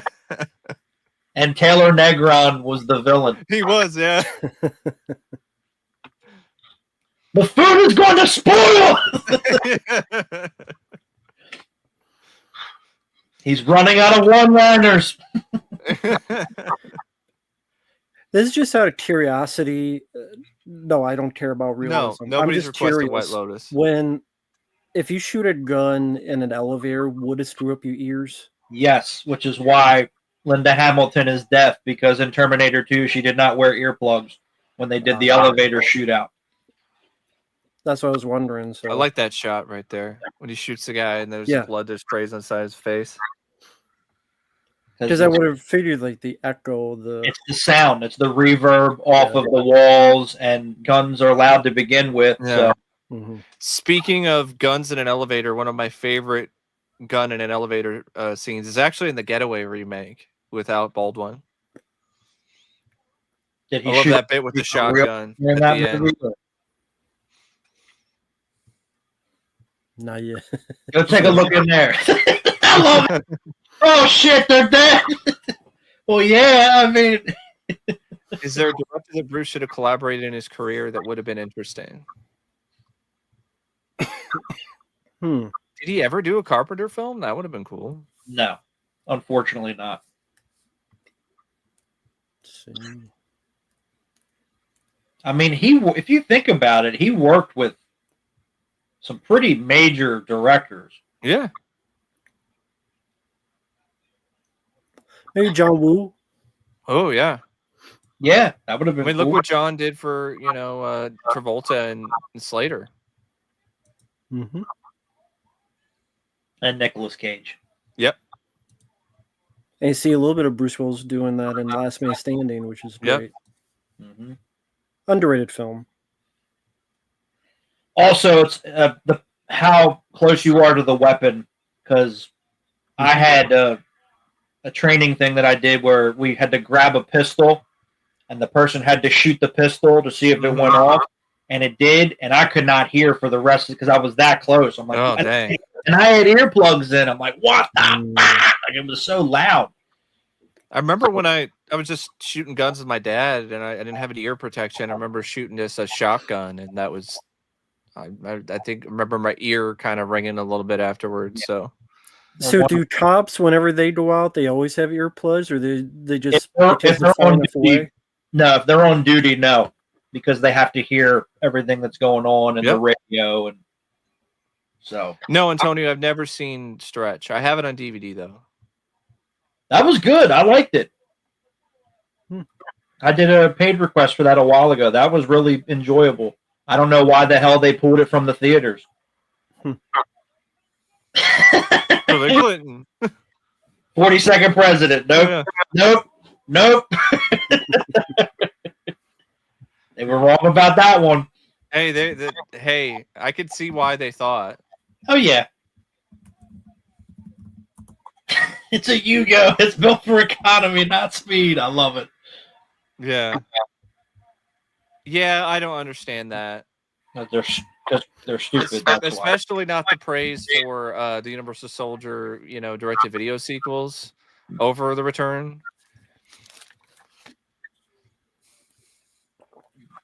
He'll feel better. Right. That was my gold bar. You know it. Acres of movies. You know it. You had your chance, and you blew it. Stallone, to be honest, I was robbed of an Oscar in that movie. The problem was that movie came out around the same time as LA Confidential, and there were similar plots.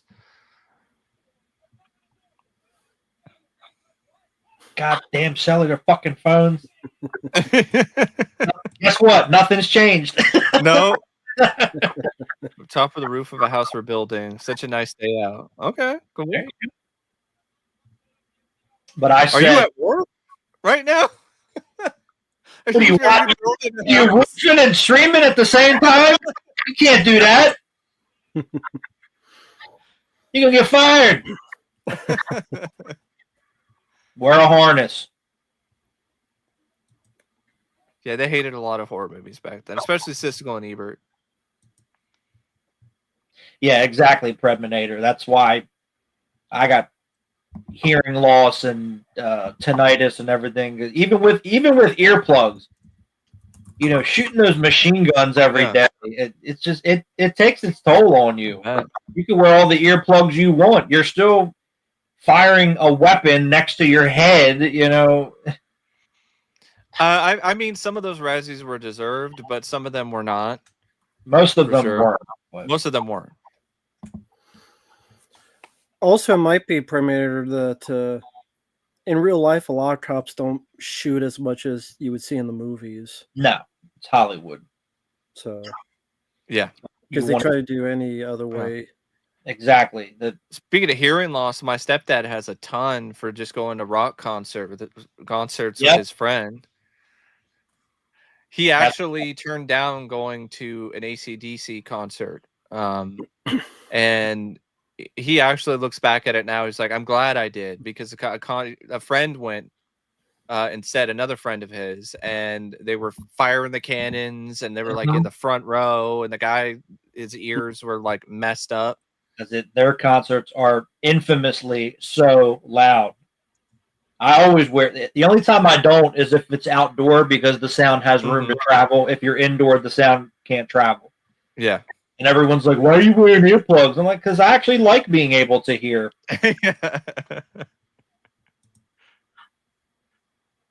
Just like working, live shows now. Why do you have earplugs in? Okay. Well, in 20 years, when you can't hear and you need hearing aids, you can come talk to me.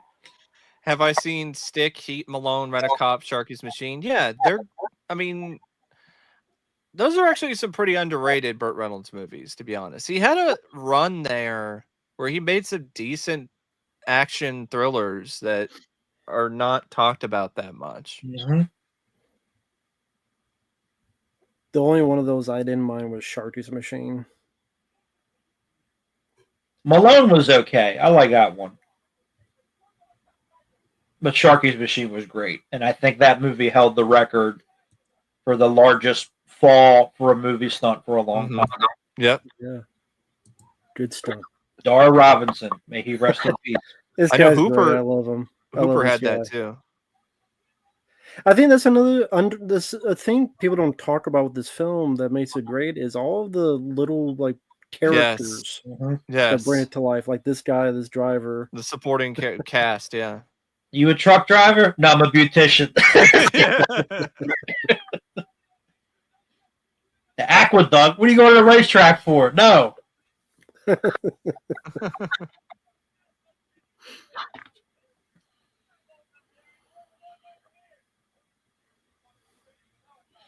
right. So I mean, that's the same for the first two Die Hards as well. Because you had like Dennis Franz and Die Hard 2. You had the Sergeant Al Powell, but you had Gleason.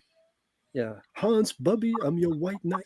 To be honest, there's a lot of films from around this time that have these memorable, fun little short roles. Like Ghostbusters 2 had a lot of those. So did the first Ghostbusters. I mean, in Ghostbusters 2, you had the phone lines over there. It's like the Con Ed guy who showed up and was what did I say? How many times?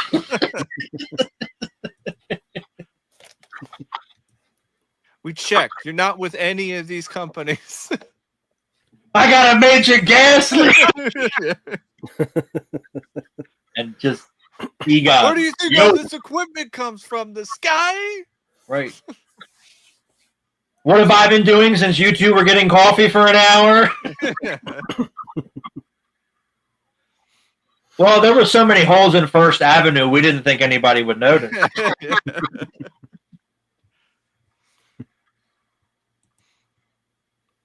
Like Under Siege, I like the older guy that they have in there that tells them we don't have the rounds anymore for those, but we have these rounds. Yeah. Then they blow up Gary Busey's ass. There's a Steven Seagal movie who has the record for the most times a guy flies out a window is edited where it shows him falling out 8 or 10 times.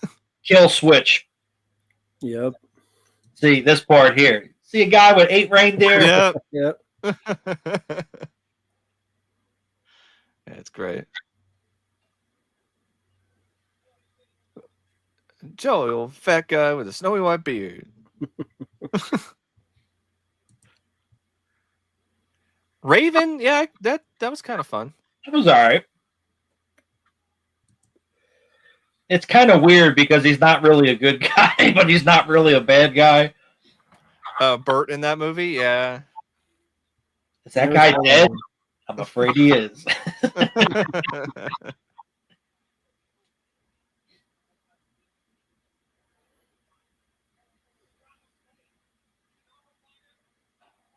Chester A. Arthur. Yeah.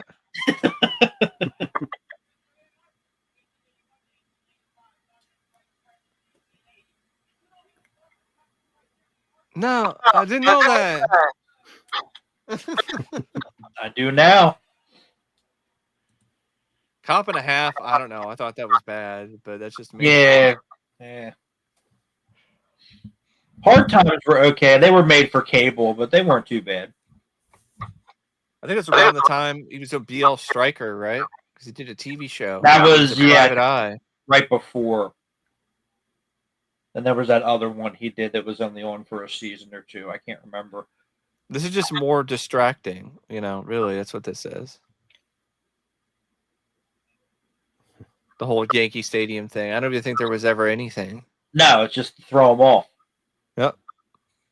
I want to know. It was the game over to kill him. To kill him, yeah. Throw him off and get him out of take him out. But it's clever. Yankee Stadium. They probably shot this like early in the morning before anybody was there. They just shot Reacher, the next season of Reacher. They just shot it at Wrigley Field during a game. I'm like, how the hell does nobody notice this? Yeah. Speaking of the Germans there, I remember I read on IMDb that there were some Germans who were like, this isn't accurate either. I was like, I don't really care. It's a movie. What isn't accurate? Right. Just like the awesome movie. The Untouchables that I reviewed, just when they kill the bookkeeper And the way he's speaking the Italian language, I'm like, I know it's all wrong, but it's a movie. I'm not expecting it to be perfect. So I love that bit with Al Capone's talking about, how he wants the guy dead, in that one, and the Untouchables. The YouTuber Monkey and Apple, he did a funny parody of that recently, where he just over exaggerated all the different things that he wants them to do to the guy.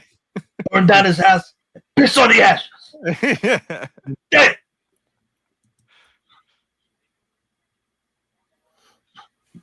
Okay.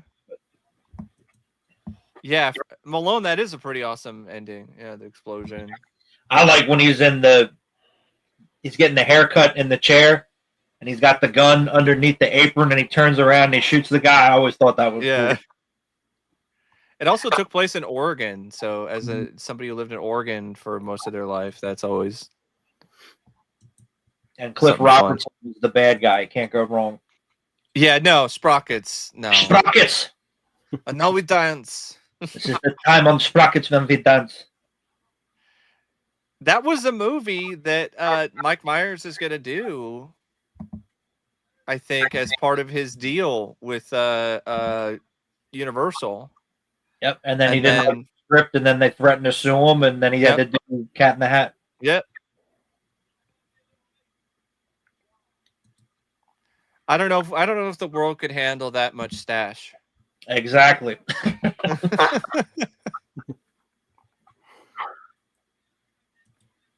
Crawl out from under that rock. Yeah, I love that. Drive this truck up your ass. Exactly. Truck up your ass. Now, he did say yippee-ki-yay, motherfucker, but for whatever reason, they cut it out. Because in the trailers, they kept it. Yeah. Well, I mean, that's smart, because you want to save that for the end. Right.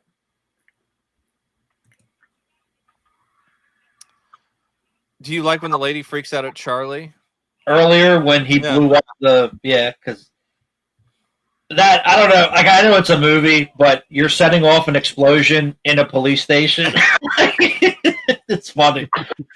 Where everybody has a gun. Her reaction is great. It's like, what the fuck? Yeah, Colleen Camp. I completely forgot that was her. Yep, when she was still hot. Yeah. She was also in Police Academy sequels, wasn't she? Yeah. I think the second one, and Clue as well, yeah. And she was also in Tales from the Crypt. Yep, and Game of Death. When they finished Game of Death after Bruce Lee died.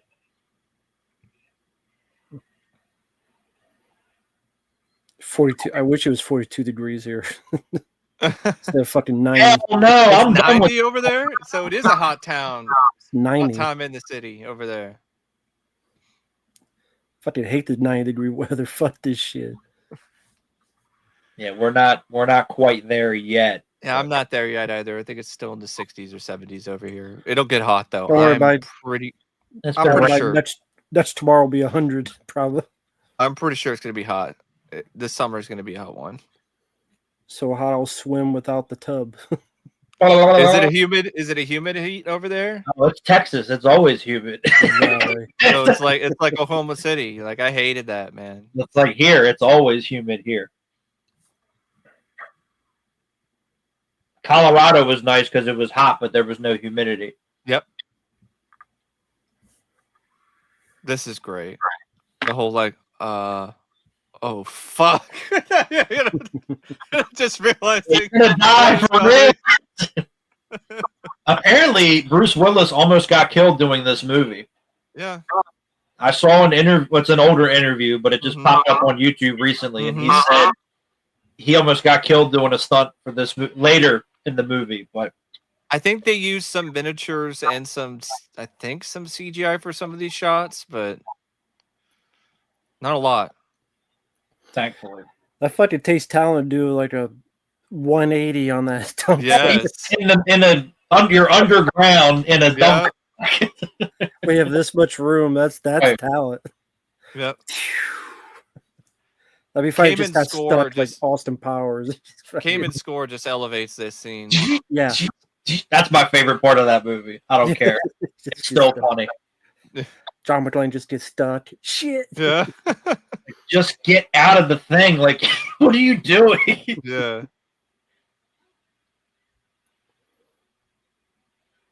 Now that's real water. Yep. Yeah. This is my brother's favorite part for some reason. When he gets flown out. He flies out of the thing. This is another bit that was cut out. I remember seeing some of the TV spots where he's like, I'm having a wonderful day. Yeah. Which I like that line. It's sad that it got cut out. Where are you? Got a hell of a way of flagging somebody down. Yeah.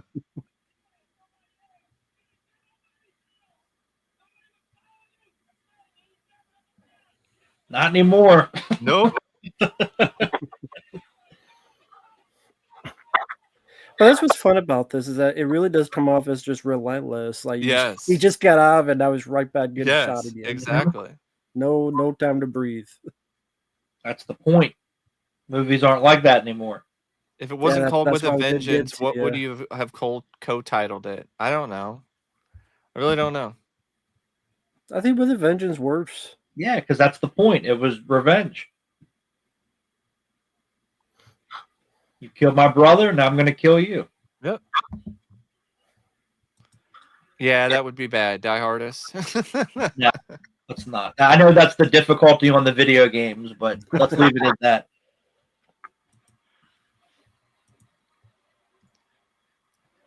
You know, stuff like this is a big part of what makes it such a fast-paced thrill ride of a movie too, because it's just nonstop. That's the point. I know the movie's over 2 hours, but it doesn't feel like it because it doesn't stop. It has to keep going. Yeah. Movies today are all 3 hours, and half of it is... They struggle to maintain consistent tension, right? Because they don't structure the script properly. That's why. Yep. And half of it is people just talking about their feelings. Yeah. Okay. You gonna shoot somebody or what? Like, let's go. And then just the like. This is so messed up. They put a bomb in a. Well, I mean, the idea of it. You don't know. You don't know the twist. But just the thought of a bomb in a school in the 90s. I'm surprised they got away with it. Well, I think that was one of the things where I think this is around the time of the McVeigh, right? The Oklahoma City bombing. It was the same year, yeah. 95. Because I think that was another thing that the studio or somebody might have protested. And then, they decided to keep it in type deal. Mm-hmm. Yeah, I think Top Dog with Chuck Norris, which has some similar stuff in it. I think that came out the same weekend, if I'm not mistaken, or close to it, and they were going to cancel it in Oklahoma or whatever, but it was too late. Mm-hmm.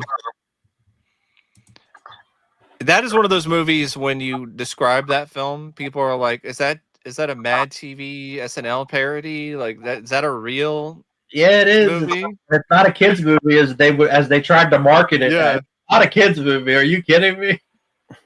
I think director screenwriter, I think he said he was on a stream or something once and he watched it. I'm like, well, you didn't let your daughter watch it, did you? He goes, oh, no. I'm like, well, that's... Last Man Standing was after Die Hard with a Vengeance. Same, or the next year. It was the year later. Yep. Yeah, 96, yeah. Along with 12 Monkeys. I always love this shot here. Yes. What gun does car he and have, then shoots. Bruce Willis? What gun? Yeah. That's the Beretta 92. Okay. Little bit of John Wick before John Wick there with the car stuff, John Woo's favorite handgun. Yeah. And when I carried in the Army. Filming location videos, it depends. I like the ones that the guy does for the Scream Factory. Sean Clark. Blu-rays, Sean Clark. Yeah, he did one for Blair Witch Project, which I haven't seen yet. Yeah, I think he just finished it. Yeah, he uploaded it. I have to watch it. I mean, I didn't know that he uploaded it. Yeah, it's You're probably not alone, Drew. I like it. It's not bad. mean, it's a lot better than Forest Warrior. Yeah, true. But that Forest Warrior has a Blu-ray and Top Dog. I know.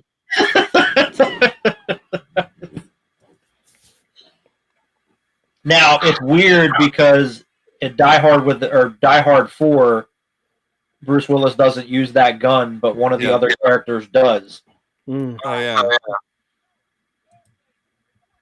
I do too. I met Sean. He's a pretty nice guy. He's pretty cool. I know a lot of people don't like him, but I do. Now, when they were at the school, was it raining? No, but it's raining here. But that's right. I just realized it's raining here, but it's not raining at the school. Maybe that's how it is in New York. They're further up. That could be. Yeah, they're outside of the city because if you look at the sign, it says Greenwich, which is above the city. So I mean, that can be kind of like how it is over here too. Sometimes, I'll be talking to my grandmother and be over in Tiger, Portland, and be like, it's raining right now, and I'm like, well, it's not raining here. I've seen it in person. I was at my grandmother's house one time, and one side of the house it was raining, the other side of the house it wasn't. I wish I was making it up. Not true. That is not true. What, the cable? Oh no, the rain thing. No, Sean Clark. The cable would definitely. Well, no, that's not. It's a movie. But, yeah. Sean Clark is the reason why prices have gone up. That's not true. Yeah, I don't agree with that. Nah, that I don't. Yeah, doesn't sound like it. No. It's the stars getting greedy and the people that Sean Clark doesn't run the shows. He's just a booking agent. It's people that pay. They pay those prices. It's like the scalper stuff. Not me. Well, they just pay it. And I know people got mad at Dead Pit because Dead put that picture up, and it's like, it's true. Why am I going to go to a show and pay $100 for each person? Yeah, I don't think so. Pittsburgh.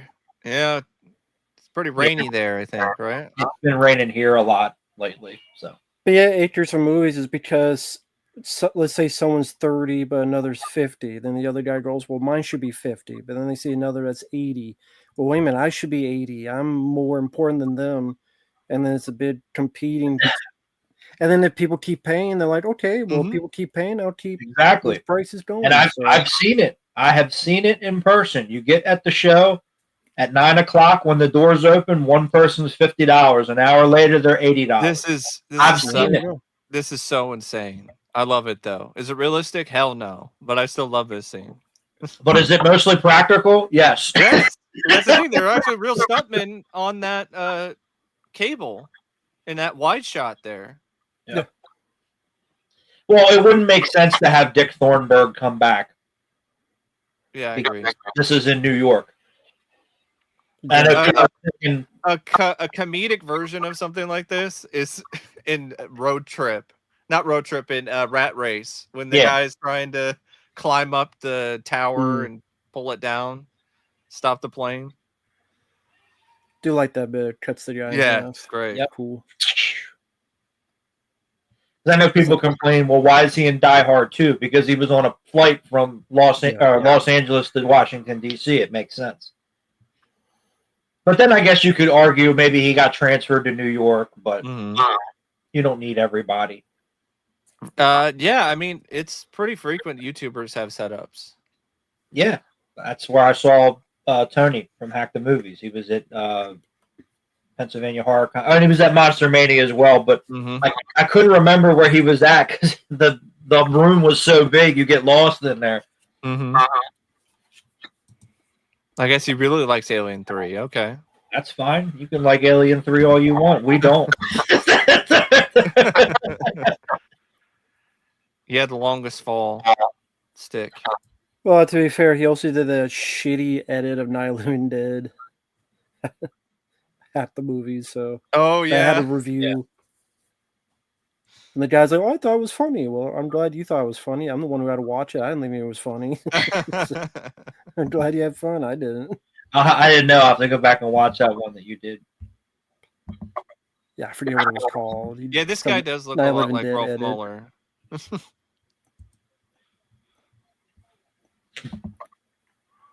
I like this line. You don't know how to shoot a gun? All brothers don't know how to shoot guns. You racist. Oh my god. Yeah, their banter is just great. And this was the third movie that they had worked on so far, but this was the first time they had scenes together. I don't love Alien Resurrection, but I'll take it over Alien 3. With the piss yellow filter. But no, somebody asked earlier, what was it? What does Sean Clark have to do with that? Nothing. He's just the booking agent. The conventions call him. We want to book so and so. Okay, this is how much they're charging. This is their schedule. There you go. That's all he does, and he gets a piece of it. That's it. He does not set the prices. There's got nothing to do with him. Because a lot of the people that he books, they never change their prices. Tom Atkins never changes prices. Heather Langenkamp never changes her prices. Mm-hmm. So it's got nothing to do with him. And I know, again, people get mad at Sean and they don't like Sean. It's because they don't know him. And they're jealous of him. But whatever.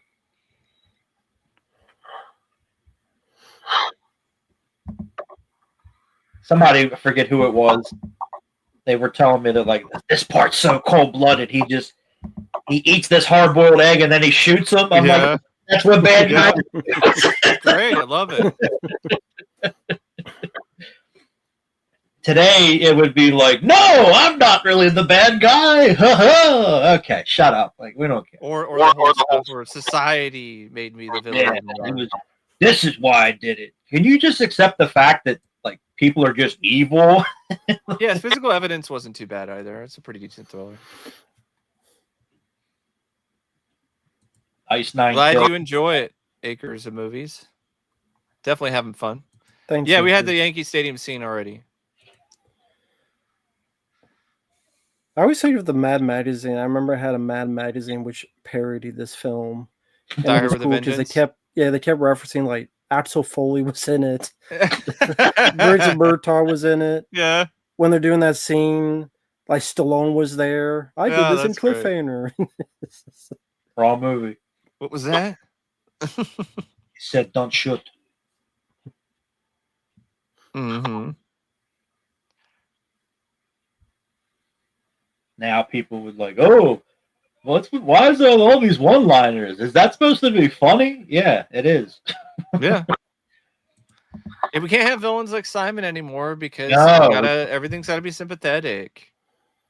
We can't have bad guys anymore. Everybody has to be a good guy, or they're the hero. Or they were good. Yeah, now they're bad, and no one can die in a movie anymore. And, like, or they're fucking Bill Skarsgård. I always like this fight with John and that heavy. Yeah, with the Jolly Green Giant. Yeah. You ever see that show, Addams Family, motherfucker on air called Alerts? Yeah.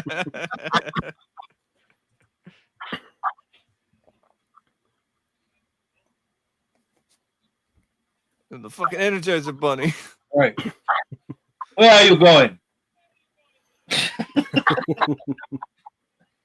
Apparently, I heard some of this had to get cut down to get the R rating, but I don't know how true that is. I could see that. Not the actor. I love the editing in this too. It's another big part of what helps the pacing. Makes the action scene so much better too. Remember when editors knew what they were doing?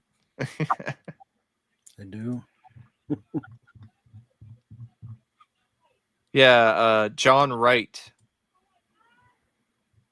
who actually was an editor on. Well, it looks like he worked with McTiernan on some other stuff.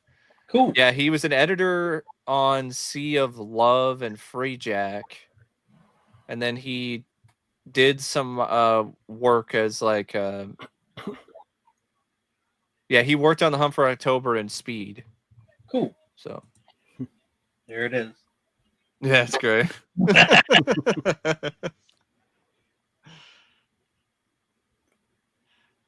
It does look like maybe there's some stuff because some of the jump cuts you can see. I always love that. Yeah, because you saw like a chain around his and then it wasn't there. Right? Yeah, around his mouth. Yeah. Yeah, I always love that John. He is still very much the everyman guy. You know, he gets beat up, he gets bloodied, but he still maintains his wits and uses that to be able to get out of the situation. Right. That's one thing that pisses me off about the critics. Is when the first Die Hard came out, they said, "Oh, John McClane's like the first realistic, like real hero." I'm like, "Oh, shut the fuck up!" Like he would have died 18 times in the movie. Kidding me? Like you don't know what you're talking about. Yeah. But there was a certain, you know, everyman quality to him. Right. It was a little bit different. Right. I'm not saying there's not, but they acted, you know, Rambo, like you didn't think Rambo was gonna die. I'm like, are you serious? Did you not see Rambo First Blood Part 2? Yeah, First Blood, or the first one. Right, yeah. That one, you could see him. Or Stuart Baird, yeah, I like Stuart Baird as an he's a great editor. He's a terrible director. Yeah, executive decision. He did, you know, the worst Star Trek Next Generation movie. Oh, didn't he direct Insurrection? He directed Nemesis. I don't know. I'd rather watch Nemesis over Insurrection, but that's me. I'd rather watch neither. Yeah, yeah. I'd rather watch First Contact. He directed fucking Executive Decision, which I've never. Everybody gets mad. Like, why don't you like that movie? I'm like, I don't like it either. That movie sucks. It fucking sucks. That's why. He said you kill Steven Seagal off 45 minutes into the movie when he was still, you know, somebody. Most of it is just people trying not to get hurt on a plane, and then the action when it's there is terrible. I love that scene there. Right. When he realizes, oh shit. That's right, pancake syrup.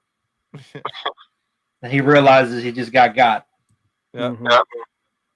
That's the look on all of our faces when we watch Die Hard 5. Just like, yes, Jeremy Irons. Yes, absolutely. Yes. Mark Goldblatt, he did The Punisher, which I love. He did Dead Heat, which is fun. Very underrated. It's weird to watch now, but it is boring as fuck. It is. It's just people on a plane. Okay. All right. Don't make any noise. Not that planes are loud as fuck or anything. Like that's what I love. Have you ever been on an airplane? You can't hear shit. It's loud. I don't care if you're in first class or not. I don't know if Matt hates Face Off. It does kind of suck, yeah. Your brother was. I'm not a fan. I've never been a fan. I'm not really super big on There's it some either. good stuff in it, but I'm not. Face Off, I never got the I like the action scenes, but that's it. It's no Broken Arrow. Broken Arrow to me is a much better John Woo. Broken Arrow rules. Film with Travolta. Yeah, I much prefer Broken Arrow. I just more like. I said, God damn, what a rush! Right. Face Off, more like fuck off. Yeah, Face Off. Die! What? Yeah. I want to take his face off. No more drugs for that man. I agree, Nick Katsevich. Would it have been better with Stallone and Schwarzenegger? Yes, and not like just them trying to kill each other for 2 hours. Not like let's just take you know Stallone and Arnold's faces and swap them. That'd be great. Adrian, what are you doing? Come on, go! Like no, I don't. You would have to change the dialogue because I don't think. Even because take his face off, like you're just like, or the whole thing with the Nicolas Cage in the beginning, you know, with the cum face he makes on, and grabbing the girl's ass, and then Travolta watching. Arnold could do that easily. You just gotta think of his maid. Yeah, Arnold could do that easily. You just gotta think of his maid. That's all you gotta do. Yeah. He has cum face all over. I didn't even know that motherfucker. No, Ryan, I've actually never heard of it before, so I'm looking forward to checking it out. The hell is that? It's a Japanese I think Porno. horror thriller. Sounds like a porno. Sounds like it. Sounds like a fucking Ryan. Do you have him watching porno now? I know how that goes. Somebody asked me the other day, they're like, "Is there anything you won't review?" I'm like, "I'm not going to do porn if that's what you're thinking." So that's Ramboraph's thing, not mine. To me, it's hilarious. So I'm like, It is. Said it. I love when you do the reviews. It's hilarious. They're hilarious to watch because it's so bad. Yeah, that line. Would you be grateful if I let you suck on my tongue? Yeah, he's grabbing the teenage girl's ass in the beginning, and yeah. He's Travolta, but it's Nicolas Cage, and he's looking at his daughter in her underwear. I'm like, what the fuck is going on in this movie? Like, and then of course John Woo still has to have the doves in the church at the end. I'm okay with that. That makes sense, but it just didn't make sense in Mission Impossible 2 when Tom Cruise is running from the villain's lair and there's just doves there magically, and he's flying in the air like the Matrix. Oh yeah, speaking of John Woo, I heard that Arrow Video will be doing the UK stuff on the John Woo movies. Oh, so they're doing the UK version because Shout Factory got it for America. So for those, if you don't trust Shout Factory, you can wait for the Arrow Video stuff. So I'll just buy the Arrow releases because they'll be better. Let's make me feel better. That's right. Hey, we're Shout Factory. Let's release Time Cop with no extra feature. And a fucked up audio track. Yeah, because we don't give a shit about what we do. They certainly don't. Is this a black thing? Are you enough with the racial shit? I love that. Exactly. Like nowadays, some people would watch this and get all triggered by some of this. I've heard it before with this movie. I've heard with tons of movies. I heard with Beverly Hills Cop 2. Yeah. Are you serious? Sexist. Yeah, Michael Fulcher, the thing that went back and forth with him with. Yeah. I'm like, you fucking kidding, dude? This ain't like, you think this is the most sexist movie of the 80s? You have you not Diamond films? Yeah. Have you not seen Friday the 13th, The New Beginning? And he loves that one, so yes. I have the Terminator 4K. It's not as bad as Aliens and True Lies, but it still looks weird. The version that I saw in the theaters was different, and it actually looked pretty good because I saw the comparisons. Yeah.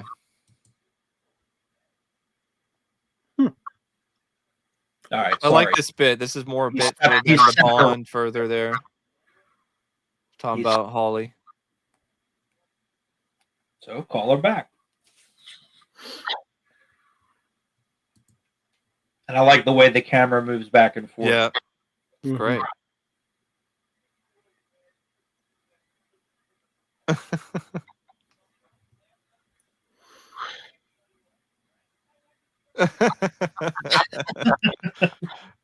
That's why I married her.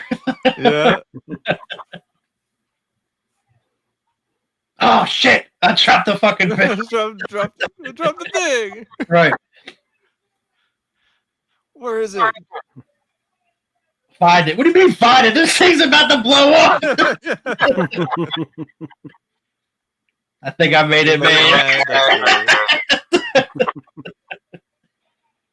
That's right. I like it. He saves them. Just go. Nope. I don't think they offered it to Bonnie Bedelia because I don't think she was in the script. Yeah. To be fair, there wouldn't have been really any room for her. Exactly. Nope. She's an actress after Die Hard. She had a good chance to break out. She never really did. And her biggest claim to fame is that she's Macaulay Culkin's aunt. Love to see a debate of Matt and Felcher on Beverly Hills Cop 2. That would be hilarious. It was like, yes, she is a big bitch. She's the villain. That's the point. Oh my god, the hero called the woman who. Oh my God! The hero called the villain a bad word. Oh no! What are we gonna do? God and forbid. she is big though. It's she's tall. Like that's fucking Scandinavian supermodel or whatever she is. Damn. Can you imagine seeing that explosion? Can you imagine like being on the beach? Yep. Then all of a sudden, just boom. And I like how when they're running off the ship, the Dutch angles makes it look creepy or whatever. Yeah. No, I'm not going to see that. I'm after we're done this, I'm going to go camp out in front of the theater so I can be the first one in. To see the new Karate Kid movie. Damn right. It's going to be like Phantom Menace all over again. Yeah. Damn, it's a big bitch. Right. It's a movie. Calm down. It's not like Eddie Murphy actually called Brigitte Nielsen. Come on now. No. Although maybe he should have. Maybe. I don't know. I don't know. That's what Flavor Flav called her when they were together. Did you? I know. I remember that. Speaking of Brigitte, did you hear about the rumor about Rocky V? Like the original plot for Rocky V. We're going to bring her back or something, and then they got so that's why he didn't do it. She was going to be in it, and then she was going to have a relationship with Paulie. What the fuck? Yes. She was going to get ostracized and forced out of Russia because of something. And then she was going to go and live with Rocky. And then she was going to fall for Paulie. And that's the one where Rocky goes blind. And he regains his sight later. Sort of like the biggest piece of shit. Yeah. Like ever. I can see that meeting with Burt Young. Yo, Burt, we're gonna give you a girlfriend this time. I can't wait. Who's it gonna be? It's gonna be Brigitte. No, I don't want to do that. There's the coordinates, and I don't think that was Bonnie Bedelia's voice. Nope. But I do. One of my favorite lines is when he said, "Fuck that, McClane. You're alive, aren't you?" So what? You lost. Exactly. Yeah. It's great. And then this coming up here, this might be my favorite line in the whole movie. Said by who? Jeremy Irons. Yesterday, we were an army without a country. Tomorrow, we decide what country we want to buy. Yeah. Great line. We want to buy. Right. Jawohl. I mean, I like Rocky V as well, but I don't want to see that version of Rocky V. It's bad.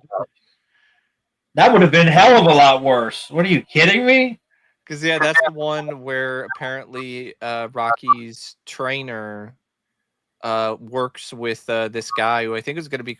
His trainer was Martin Cove. And then he was going to be working with this other guy, George Washington Duke, without Rocky knowing, and then like use some chemical and blind Rocky. And then you find a Martin Cove was running a dojo. It all makes sense. And then Rocky realizes he needs help from karate. He needs the karate man, Ralph Macchio. The subtitles spelled lieutenant wrong. Oh shit. I have the subtitles on. They spelled lieutenant wrong, which is only the 17th time they've said it in the movie. So,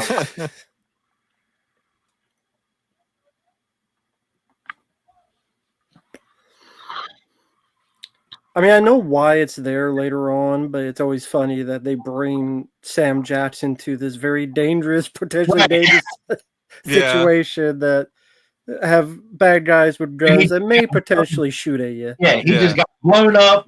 He got shot in the leg. You think you might want to get him to a hospital before sepsis and shit sets in? Nah, not that. You gotta come with us to the border first. Yeah, how long that took? At least till nighttime. This, of course, this was reshoots. Of course, yeah. Whatever happened to Argyle? I don't know. Wasn't he in that Die Hard battery commercial, I think? He was, which was terrible. But what were you saying, Fabio? This stuff was shot not too far from here. This was not shot on the Canadian border. So, it was shot not that far from here, actually. From where you live? Yeah. This was shot in Jessup, Maryland, which is not too far from here. Nice. Cool. So it's in the middle of nowhere, so I guess that's why they did it. Well, yeah, because you don't have to deal with the permits, too, and all that other stuff. And I love that these are airsoft guns. I guess they didn't want to pay to get real guns, so they just got airsoft guns. Because he cocks it. You can't cock a MP5 like that in real life. It's a bolt-loaded weapon. Are you kidding me? They might as well be a bunch of toy guns like in Street Fighter. Yep. They didn't even clean up Sam's face. He still got the blood. No, he's shit all over him. And again, I do love this ending. I do. It's good. It's fun. Yeah. I'm just having fun, folks. And this is a real helicopter. Yeah. It's all, practical. Remember when they used to do that? Yeah, I do. It's like exterminators, roaches with the lights coming on. Yeah. I need to get a T-shirt that says that. Remember when they used to blow up things for real in movies? Jamo, you can find it on YouTube. Yeah. The alternate ending. McClane has a rocket launcher and beats Simon at a bar. Plays Russian roulette with He takes the sights off so he doesn't know which side is. But in real life, you would know. Yeah. Because you wouldn't be able to see the rocket inside the tube in real life. And then he says at the end, the guy with he has like a bulletproof vest or something, which I don't think that would. I don't know if that would really do anything. No. About the rocket this far away from you, but just Okay. Just like Death Wish 3. As much as I love Death Wish 3, at the end, that entire room would explode. Because it's just, I know it's a movie, but in reality, everybody in that room would have been dead. Yeah. I like that they're in the helicopter, but then the helicopter gets shot down. Right. So now they're on the ground. And he hands him the revolver, and he's like, "That's all you got?" And it's like Sam could be like, "Why the fuck do you take me with you? Why am I here?" Now they're gonna have to chop my leg off. I hope it's still not bleeding. Because of you, McClane. That's right. I'm crippled and shit now. What are you doing?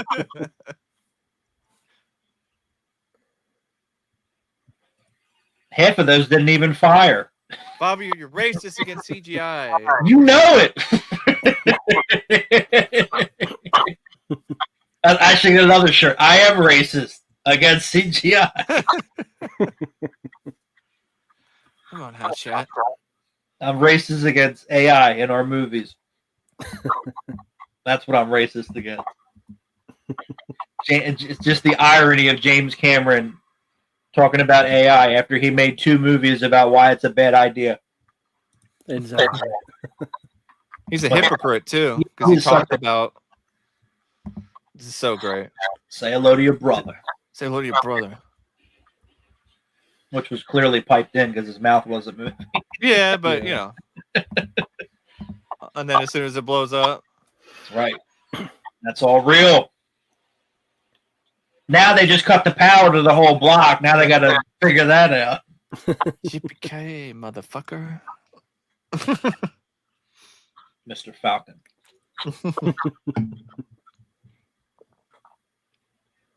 Isn't that line reading there the one they just reuse in Die Hard 5? Yes. Yes. Yeah. Yes. That's why I remember hearing that. Yeah. They literally, folks, they took that line and line reading, and they just put it. He just took the audio and piped it in. Because apparently Bruce couldn't say it. I don't know why for Die Hard 5. It's not that he couldn't; he didn't want to. Well, I mean, that's what I meant. Like, yeah, he didn't want to do ADR. Honestly, I wonder how early his symptoms really started to manifest themselves. Right. Well, I know it was for a couple years before they announced it, because a friend of mine actually worked with him, and he said that. He goes, I think he has dementia because he was having a very difficult time when we made that movie. And that was a couple years before they said anything. Yeah, that's... True. By the way, I was laughing at that. I wasn't laughing. No, I know. Yeah, you're good. You're good. I wouldn't laugh at that because that's just tragic. Right. Yeah. Laughing at if Jeremy Irons had said Simon Says, he'd still be alive. Because I know they said Tears of the Sun, he hit his head. Yes. It was a piece of shrapnel. Yeah, they hit him in the head. That may have triggered something, but you know, I don't know. But head trauma has to have something to do with that. Look at the Chris Benoit thing, and Peter Weller and Bruce, that'd have been cool. In the same movie, it would have been awesome. Somebody, I know you said, both of you guys said you did the Reddit, and he said he liked working on Screamers and Leviathan. Yeah. That was awesome. And 50/50. He mentioned how he really enjoyed working with Robert Hayes and Charles Martin Smith, and apparently he was going through a hard time, like a divorce or something around there. Or because I asked him about 50/50 because that's a film no one talks about. Still doesn't have a Blu-ray, and he said he had a wonderful time, and like you say, he was going through a divorce, and it helped him a lot, and he loved working on it. So Glass, yeah, shitty movie too. Yeah, it is. It's unfortunate, with what happened with Bruce and what's happened to other people. Michael J. Fox, with his Parkinson's and everything. Wendy Williams, same thing with her. Yeah. I guess Michael J. Fox is going to do a role in the show Shrinking, I think that's what it's called. It's a pretty critically acclaimed drama show. I guess he's going to play a guy who has Parkinson's. So, if he can pull it off, that'd be cool to see. I just love some of these extra features. Person scene selection. What the hell is I know, back in the day, they listed them as special features on the back of the DVD. Scene selection. I did a rant because when that Angry Video Game Nerd did where he was complaining about Blu-ray. That video sucks. That video sucked. And somebody, he was like, bookmarking. I'm like, nobody's ever used the fucking bookmarks on Are you kidding me? Of all the things to complain about, that's what you pick? Nobody's ever used that shit. Some of the menus, are fun, like Wayne's World. That has a fun menu that's like as if you're flipping through the, channels on a TV. House of a Thousand Corpses is a film I'm mixed on, but I love that menu. Harold and Kumar has it on the Blu-ray. They transferred that over. Yeah, that was a funny menu too. Yeah. Isn't that the one where they're like messing with you? They're like, are you gonna play the movie or not? Like, the Spinal Tap one was fun too, where they were in character. Yeah. Speaking of Spinal Tap, why are we doing Spinal Tap 2? Because the time is right. Do you think that'd be good? We'll see. We'll see what happens. Yeah. That one I'd be willing to give a chance to. But if it's good, great. If not, oh well. The problem is having the original people involved isn't automatically a win. I mean, look what happened with Bill and Ted and Face the Music. Like all the original people were involved with that, and it was terrible. It sucked. We'll see what happens. But they are re-releasing the original in theaters in July, so I can't complain about it. I don't know if he had a stroke. I didn't know that. Yes, he did. It's probably that, and also because he was an alcoholic for so long. Yeah, he did a lot of. Well, you mentioned on the podcast he did with Michael Rosenbaum that there's a point where he only had like 50% of his memory after the stroke. And it wasn't until a few years ago where he finally got most of it back. So if you watch his podcast, like he still has trouble remembering some stuff. That's why he has a guy kind of off screen to tell him. But I mean, he's doing what he can. So good. Interesting. Acres of Movies Fletch got a good release from Kino recently. As many features as they can get. I mean, Chevy's not going to talk about it, so. Not that I would want him to talk about it. We're pretty going to Michael Bean. He has an interesting podcast on YouTube. Yeah. There's one where he talked about how shitty it was working with William Friedkin on Rampage. And, yeah. Friedkin seems like an asshole. He does. He was, but he was brilliant. Yep. Yeah. His story about Exorcist 2 is still one of my favorite things ever. When he's talking about people seeing the movie in the theater, and he was there, and there were a bunch of like producers that were in the theater, and he was like, the people who made this piece of shit are in the theater. And I like the interview about Al Pacino. I don't give a fuck about Al Pacino. Tell us how you really feel.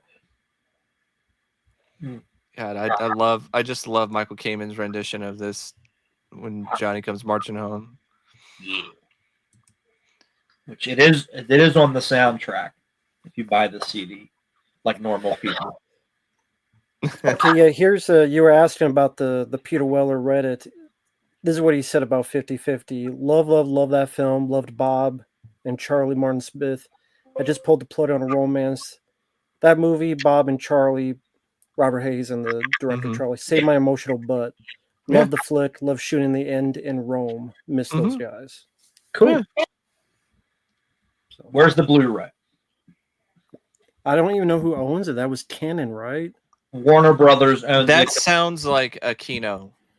Yes, please. If they even know it exists. Yeah. They do, but it's probably a lot of red tape and such. Yeah, there's a lot of bullshit to have to deal with. But yeah, that's a classic. Great movie. Because I know I Heard with a Vengeance. No. Cliff McMillan, when he did the interview with Planet CAH, he said that there were certain movies that they were trying to get on Canon, but some were Warner Brothers, some were MGM. And it was you had to find out which was which, and it was difficult because he was talking about Cobra. Yeah, and he was like, "Well, I thought Cobra was canon." He goes, "It is, but Warner Brothers owns it because they released it, and since Arrow works with Warner Brothers, they were able to do it." So, yeah, it's like over the top. I think it's getting overseas 4K, but right. I don't know if it's going to get a US 4K because of that. Probably maybe because of some of those rights issues or whatever. And the fact that they probably don't give a shit about it because it didn't make any money. And it's like Bloodsport. That still hasn't got a US 4K. It's only got the 4K overseas. And the problem is they know how valuable these movies are, so they won't sell the rights off or license them. Because that's what they were doing with Elm Street, because they only cared about the first movie and they weren't going to give up the rights to the sequels unless it was a package deal. That's why Warner Brothers. That's why Shout Factory wasn't able to do it, because they wanted way too much money, and that was only because of the first film, because they don't care about the sequels. Yeah, I always thought it was owned by Warner Brothers, but no, it is a canon film as well. It is canon, but that was one of the movies that they did with Warner Brothers in their deal, like Cobra. Because Stallone already had a deal set up at Warner Brothers, so they got those movies as part of the deal. Which is why he got paid $12 million and such, because they could afford. Because Warner Brothers could afford to pay him. That. So I have a novelization of Over the Top that's pretty weird, pretty wild read, because that's the one where it's like I think based on an earlier draft, and it's more about Lincoln Hawk is like Native American, and there's a whole bit where he goes to like a Native American, not community or something, and then stays in a teepee with his son, just this kind of stuff. That's too. Is that the ending where he loses? I don't know. I don't remember if he lost in that or not, but there is also a novelization of this film that we just did a commentary on, Die Hard with a Vengeance, and it's an interesting read as well. It's got a darker tone to it, and it's got this weird, I think it's like third person type thing almost. Like it's a really interesting novel. I have the End of Days novelization, and that has the ending where Arnold lives. Yep. So they definitely filmed it. I know, because I read that novelization before I even saw the movie, and so when I saw the film, I was like, "Oh, okay." I thought he lived, And then I was like, "No." I think in the trailer, there's a shot of him getting off of the sword in one of the trailers. So what the fuck? American Ninja 5 is the only one to be owned by Warner Brothers since it's a 90s canon movie. The rest are owned by MGM. Okay. Well, I guess they bought 4 because 4 was released through Warner Brothers. The Annihilation with Super Ninja. And which was terrible. The villain who asked to... Oh, yeah, that's the one to buy. Yeah, that's the one to buy. The one where they lied to Michael Dudikoff and said Steve James to be in the movie just to get him to do the movie, and he showed up on the set and he's like, "Where's Steve James?" And they're like, "Oh, we lied to you. He's not here." I'm surprised Dudikoff didn't just quit right then and there, but he needed the money. What interview did he say that in? What's up? What interview did he say that in? I like to give that a. I can't remember. I think it was one of the Canon documentaries. He's like, I showed up and I was asked where Steve James was, and they said, "Oh, he's not in this movie." And he's like, "Well, you told me he was going to be in it." They're like, "Oh, well, we just told you that to get you to do the movie." Was it the Go-Go Boys? I think it was that one. It was one of them, and that's the other one where he pulls out the magazine and he shows all the advertisements for movies that never came out. Yeah, it's American Ninja 5, but it's him on the poster. Oh, I'd never seen that before. Wow. It's cool. That's crazy. Yeah, because Hitman and Hellbound with Chuck Norris, they're canon films, but they're under Warner Brothers. Yeah. And I don't know why they're not on Blu-ray. It's just Street Night. It's getting a limited Blu-ray from some German Retro Gold. Yeah, Retro Gold. Yeah, they did the ICU. Yep. And it actually has an interview with Jeff Speakman. Cool. I didn't. Yeah, I saw that in the features. Yeah, interview That's with a Jeff. brand new interview. Well, they didn't do Dead Day Outbreak. Yeah, Michael Dudikoff and David Bradley didn't get along, and I think probably because David Bradley thought this is my franchise now. And that's what the problem was. Michael Dudikoff said he was nice to him, and he was like, "I looked forward to working with him," but he had an attitude. He didn't want to work with me. He thought he was going to be the star. He was the American Ninja. It's like, well, it's just a movie, dude. Like, you're not really a ninja. Does Uncle Buck have it? No. There's not a lot of comedy novelizations. There's Three Amigos, Spies Like Us, surprisingly. Inner Space has one from the UK that I have. But there's not a lot of comedy novelizations. It's not a very common genre for novelizations. Well, it's got comedy. The Rundown had one. I have it. It's a lot different from the movie. So I guess they based that on an I early. don't have that one. Is that from like? There are some. I have some pretty rare, hard to find ones. Like I have some of the. I got it when the movie came out. I found it. Of all places, I found it at a Winn-Dixie grocery store in Florida. I was like, "Oh, cool!" And I'm reading it, and I saw the movie. I'm like, "This is different from the movie." Yeah. So I guess it's like Doom.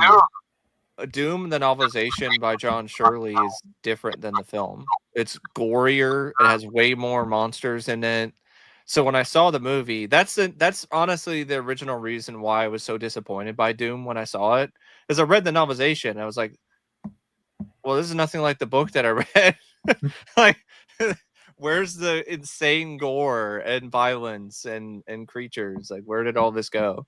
Now, I know Stan Winston and his team worked on effects for that, and I think the initial plan might have been to have more stuff, but then I guess something just happened. Maybe the problems, budget constraints. I don't know exactly what happened there.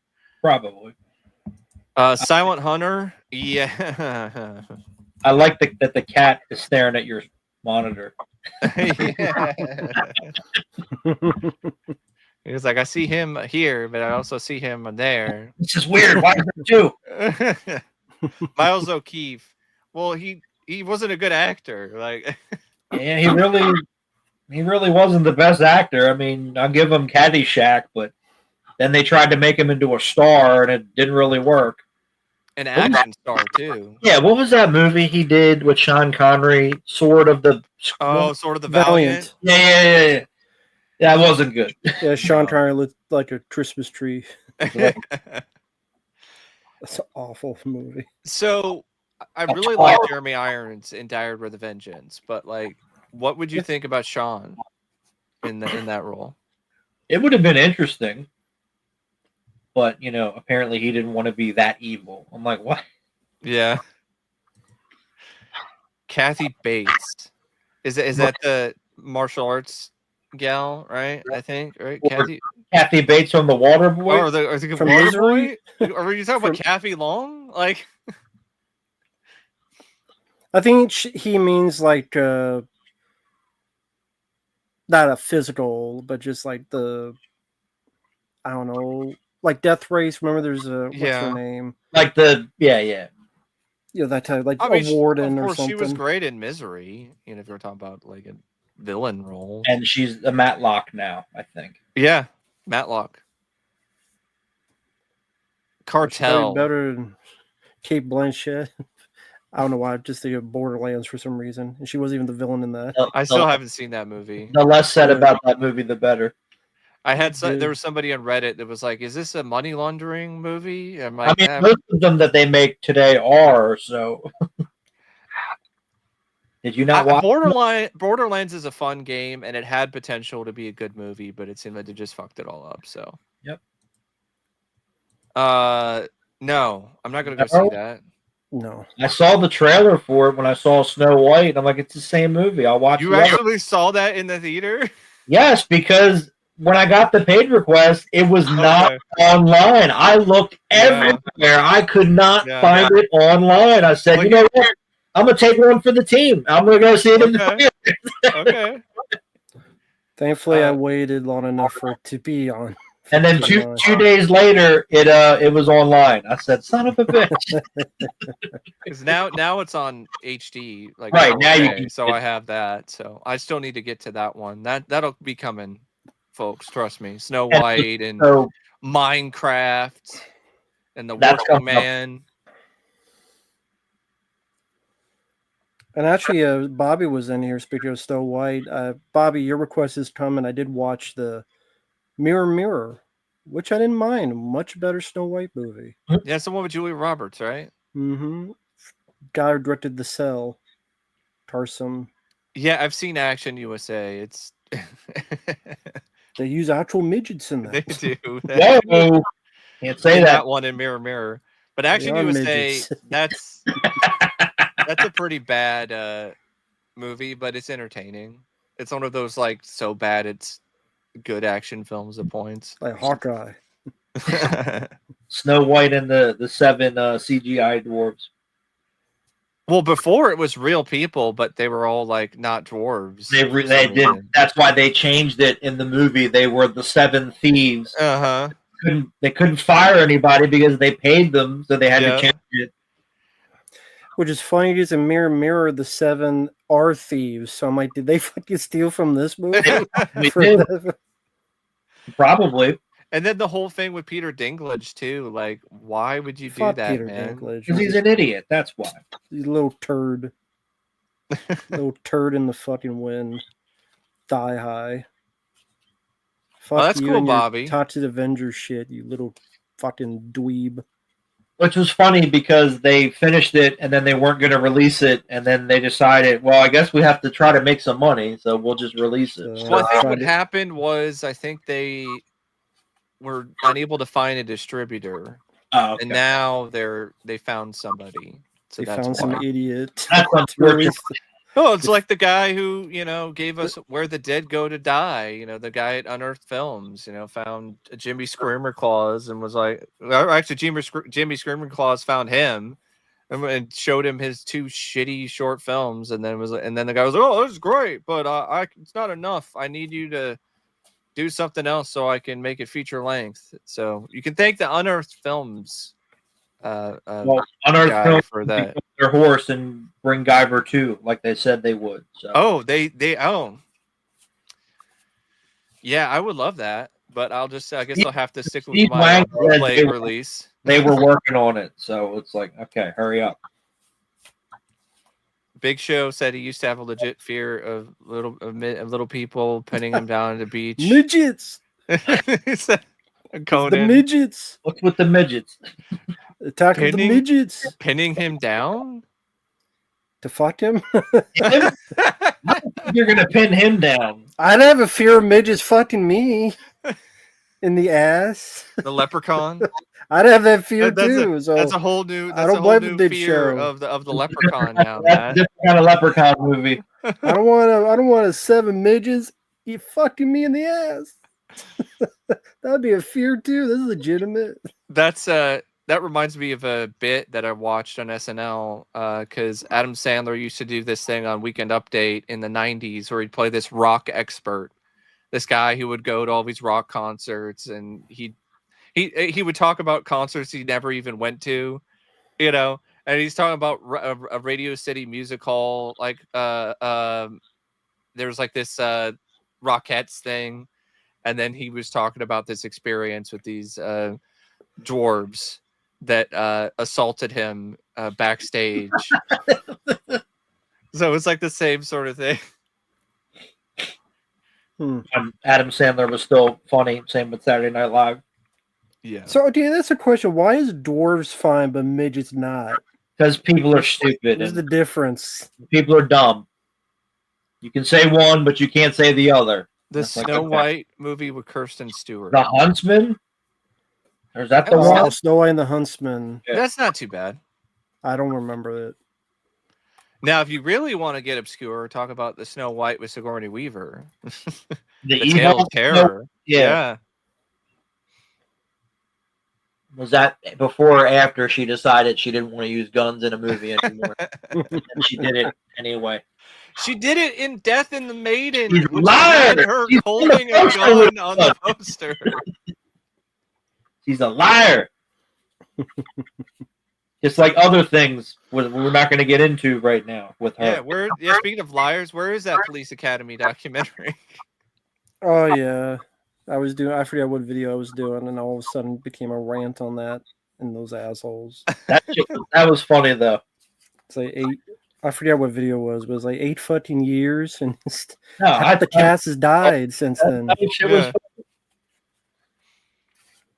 Because they were also gonna do, so they did that. They did the It documentary that did come out.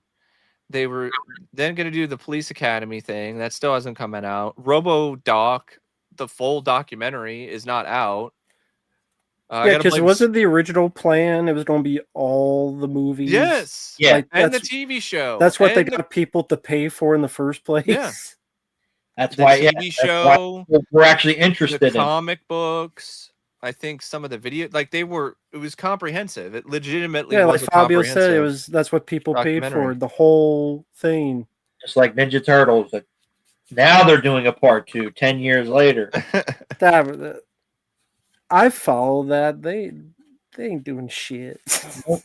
They haven't made any fucking progress. It's been like a year. This Jason Goes to Hell documentary that I paid for 5 years ago, and I still haven't gotten it yet.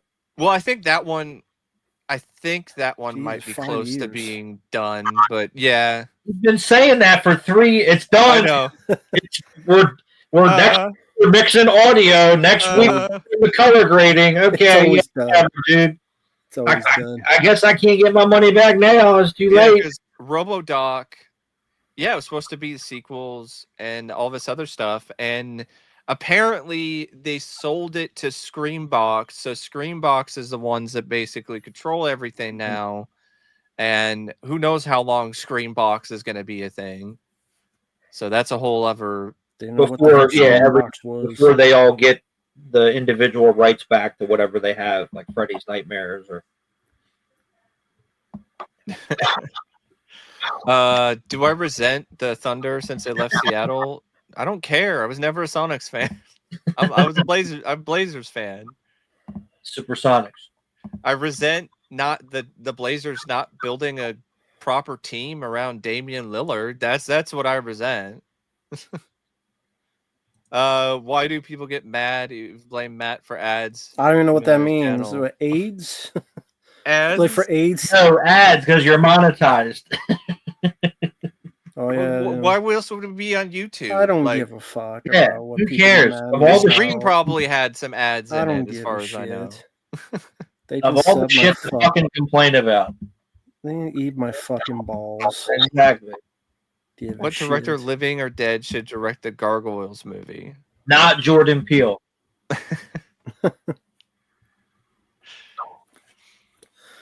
I don't know. I don't trust most people nowadays. I'm the wrong guy to ask. John Carpenter's Gargoyles.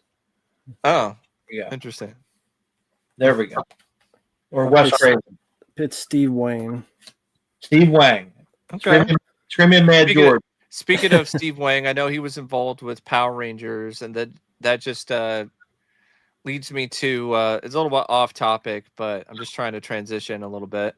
I saw a documentary about Power Rangers recently. It was like Hollywood Demons or something. It was the dark side of Power Rangers. Yeah, it was kind of something like that, because they were talking about the Power Rangers actors, like the one guy who killed a guy with a sword. Like, that's an actual thing that happened, Matt. The Red Wild Force Ranger. Yeah. Killed a guy with a sword. Killed his roommate with a sword. Why? I don't know.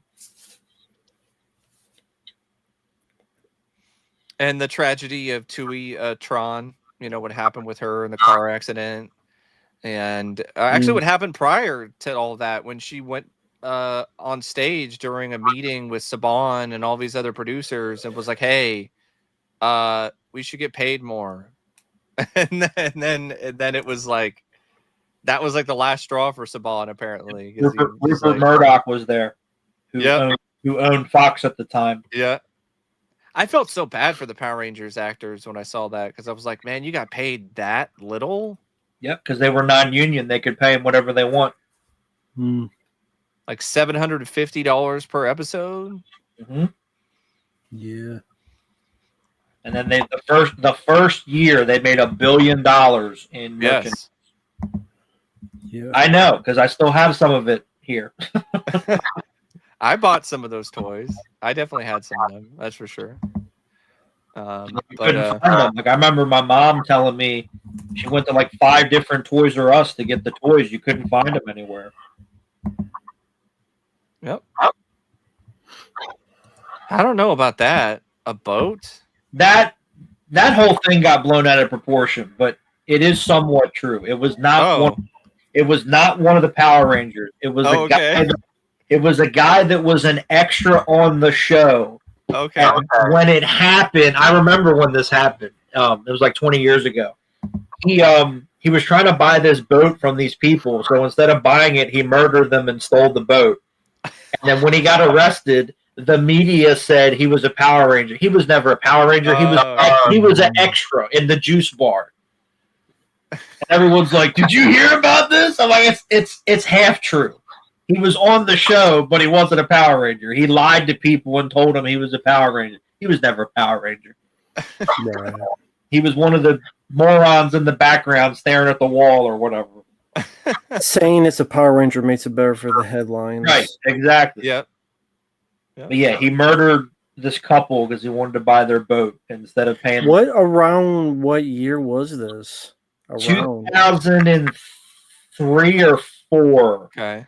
It was about 20 years ago. Because I remember when the news broke, and I'm like, I never heard of that person. They were never a Power Ranger. Yeah. And then people were like, "Did you hear that this Power Ranger killed?" I'm like, "No, that's not Power Ranger." Random question, since for Fabio, are you surprised they've never done a Power Rangers cartoon? Yes and no, because there were a couple times where they were going to do it, but it just never happened. But yes, I know that. I'm surprised that they've never done one. Wasn't there something with a CGI thing, I think, at one point? Yeah, I think clips of that ended up getting leaked out on YouTube. Yeah. But you said they were going to do it a few times? They were going to do it a couple times. Yeah, so here it is here from, let's see, pull this up. 2004. It was a couple that got murdered. I shouldn't be laughing. It's just kind of yeah. But yeah, they went out on the boat because I think he wanted to buy the boat, and then he like threw them off the boat, and they drowned and they died. Yeah, and it was weird. And then he finally confessed. So he changed his name. He was a child actor who appeared on commercials and in the series Mighty Morphin Power Rangers as an extra. Mm-hmm. If you Google the headlines, because I have them up right here, it says former Power Ranger convicted of murder, and it's no, he wasn't a Power Ranger, dude. So no, and he's got the death penalty, which is good. Stuff with JDF and his brother. Like I didn't know about his brother. Like that is so sad. Well, he lied because he told me that his brother died in a car accident. His brother didn't. His brother committed suicide, so he lied to him. Wow. And the whole thing about drugs in his system, I already knew that. That wasn't a shock to me. So yeah, right. I don't know why anybody else was shocked. It's unfortunate. It is, but it's not surprising to you. It's not surprising, and it's not as squeaky clean as maybe other people thought or said. Yeah, it's like, okay. I mean, I'm not surprised he had cocaine in his system. That didn't shock me at all. So yeah, whatever. So was it like? Was he? You could kind of tell when you saw him. Is that why? Well, not that, but I have information from other people. Yeah. That said the same thing. Like, dude, I saw him like shooting up, in the bathroom and doing lines. I'm like, I believe it. I mean, nothing surprises me. I would be surprised if people don't do that. That's just me. But I'm like, yeah, I get it. Yeah, I saw that Rex Viper's doing more shows. I don't really care. That's what we need. Like the problem with Rex Viper is it seems like over the years, like the band members have gotten a little bit more polished with their guitar playing and all this other stuff, but their lead singer is still awful. Like he cannot sing these notes, and he's just shredding his vocal cords, and he's gotten worse because he's just been shredding his vocal cords trying to sing these notes that he can't sing. As somebody who has been in choir for a lot and for a good portion of their life, and is somebody who has a similar range as this guy, baritone, like with tenor, like I can hit tenor notes, but I can't like belt them out. So it just hurts seeing this guy, because I'm like, I have your range, dude. Start singing in baritone, change the fucking key. Like, Jesus Christ. I know Josh keeps ripping on him. I keep seeing videos for that. So yep, deserves it for sure. But yeah, I know you guys probably, it's pretty late on your end, and it's almost 3 hours, so I'm probably gonna just see if there's anybody else who pops in the chat here for like a few more minutes, and then probably call it a night. Speaking of Dire with a Vengeance, it came out in 1995. Is that your favorite film of that year? I would say probably, because when I did a list a couple years ago of, I think I had it at number one. Let me just, if I can spell. I'm having that problem lately. I can't spell anymore. I'd probably say yeah, but there were, I'm just looking at this list. There were so many great movies that came out. Toy Story. Yeah. Apollo 13. GoldenEye. Jumanji. Casper. Seven. Yep. I like Batman Forever. That's just me. House Guest. Well, Batman Forever, speaking of that, McTiernan apparently was initially potentially connected to direct that, apparently. Cool. And then he chose to direct Die Hard with a Vengeance instead of Batman Forever. And then they're also apparently screening the Schumacher cut in L.A. soon. I know. So we'll see. Tales from the Crypt Demon Knight came out this year. In the Mouth of Madness got released in America that year. The Jerky Boys movie, which I just saw for the first time, which was hilarious. You did? Yes. Yeah. Oh my God, it was so funny. How the fuck is it not on DVD or Blu-ray? Yeah. Billy Madison, Quick and the Dead, the Brady Bunch movie, Heavyweights, The Hunted. Heavyweights that's one of my all-time favorites. Heavyweights. The Hunted with Christopher Lambert, Man of the House, The Mangler. Gerald Garner, come on down. Get on the scale. Get off the scale. Outbreak. Yes. Under Siege 2. I know it was people so mentioned. eerie watching Outbreak and writing about it during a disease and epidemiology class. And then COVID happened. Like in the middle of the class I was taking in college. We watched it in high school, and I will never forget the scene when Dustin Hoffman goes, "We're in deep fucking shit. Yes. We're going to be in more deep fucking shit." And the teacher was like, "Oh, I thought this was PG-13. I will never forget that. Because I had seen the movie before, and I knew it was coming, and I'm like, here it comes. I'm like, oh my God. But that was a good year. Major Pain, Tall Tale, Tank Girl, Tommy yes. Boy, the Bad Boys, which I just Feeling reviewed. A little inadequate. That's right. Goofy movie. Jury Duty. I'm kidding about Jury Duty. Stewart saves his family. No, not God. There are so many bad SNL movies. There really is. There's more bad ones than there is good ones. And there's more bad ones starring SNL alumni, too. Mm-hmm. Yes, sudden death with Van Damme's fight doubles because he was too coked up to do fights. Basketball Diaries, which I love. Friday. Tales Friday. Yep. Kiss of Death. I like that movie. Yeah, Kiss of Death has a really underrated Nick Cage performance in it. Village of the Damned, Top Dog. Crimson Tide, which was came out the week before Die Hard was event. John Carpenter's Village of the Damned and In the Mouth of Madness came out the same year? Yeah, 4 months apart. Oh. Empire Records, The Mangler. Braveheart. Yeah, The Mangler, that's an underrated one. Bullshit. Reality. Bullshit. Reality. Johnny Mnemonic.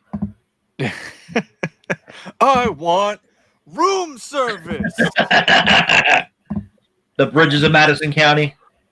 Johnny Mnemonic, aka Elysium, because they flat out 100%. It's the same movie off.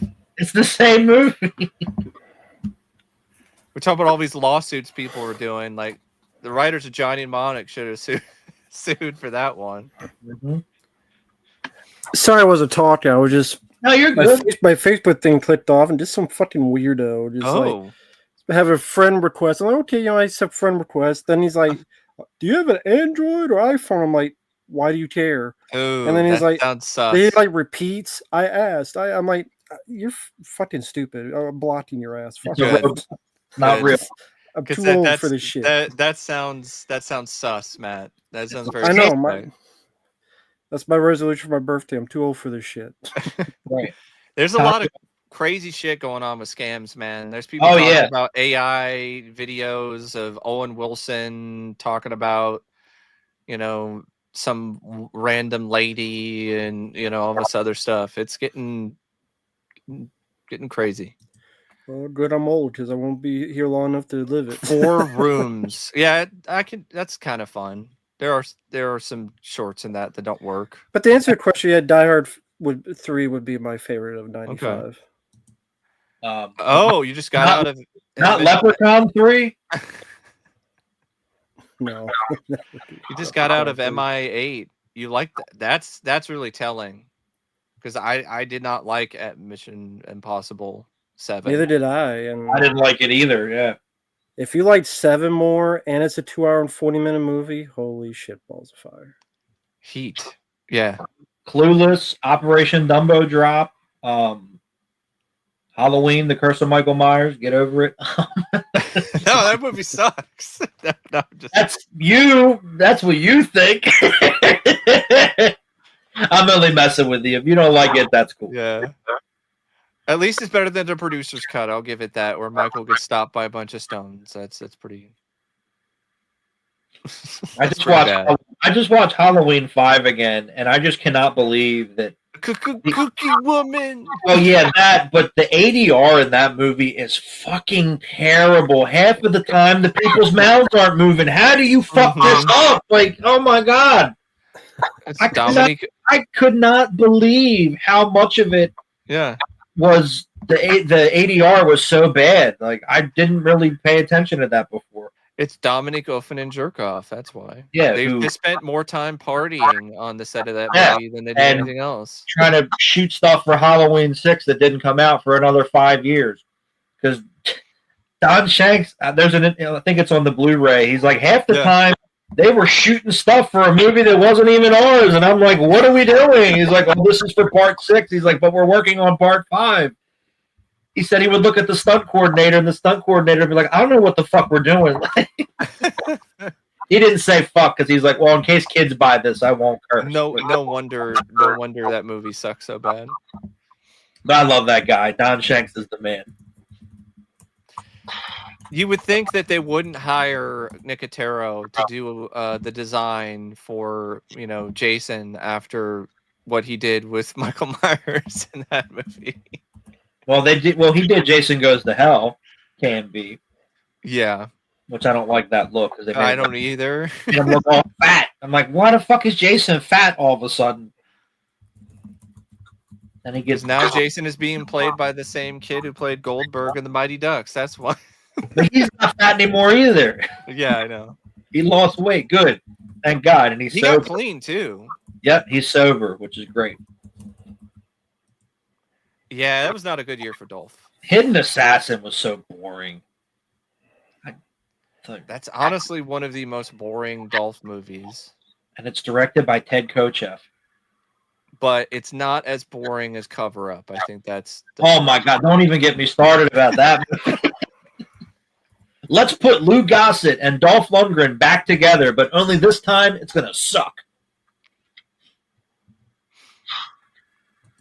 He got fat from toxic waste. That's what it was. We'll have to call Efrey and see what's going on with all that toxic waste in New York in the sewers at night. Man, I'm surprised John McClane and Zeus didn't run into any of that shit. I know. Everywhere. That shit I don't get either. All right, here's how we're going to kill Jason off in this part. He's going to drown in toxic waste and turn back into a kid. What? He's going to turn into a Cabbage Patch Kid. Yeah. What the fuck kind of movie is this? I wish I was alive back then so I could have seen these movies in the theaters just to see what other people's reactions were before the internet. I would probably say one of the best things about Part 8 was, the promotional stuff they did. Jason showing up on Arsenio. And it was Kane Hodder in the suit. Yeah. That was awesome. The marketing for that was really good, but the movie, it's there, but, that trailer where he's standing looking at the city and New York plays in the background is awesome. I think it is.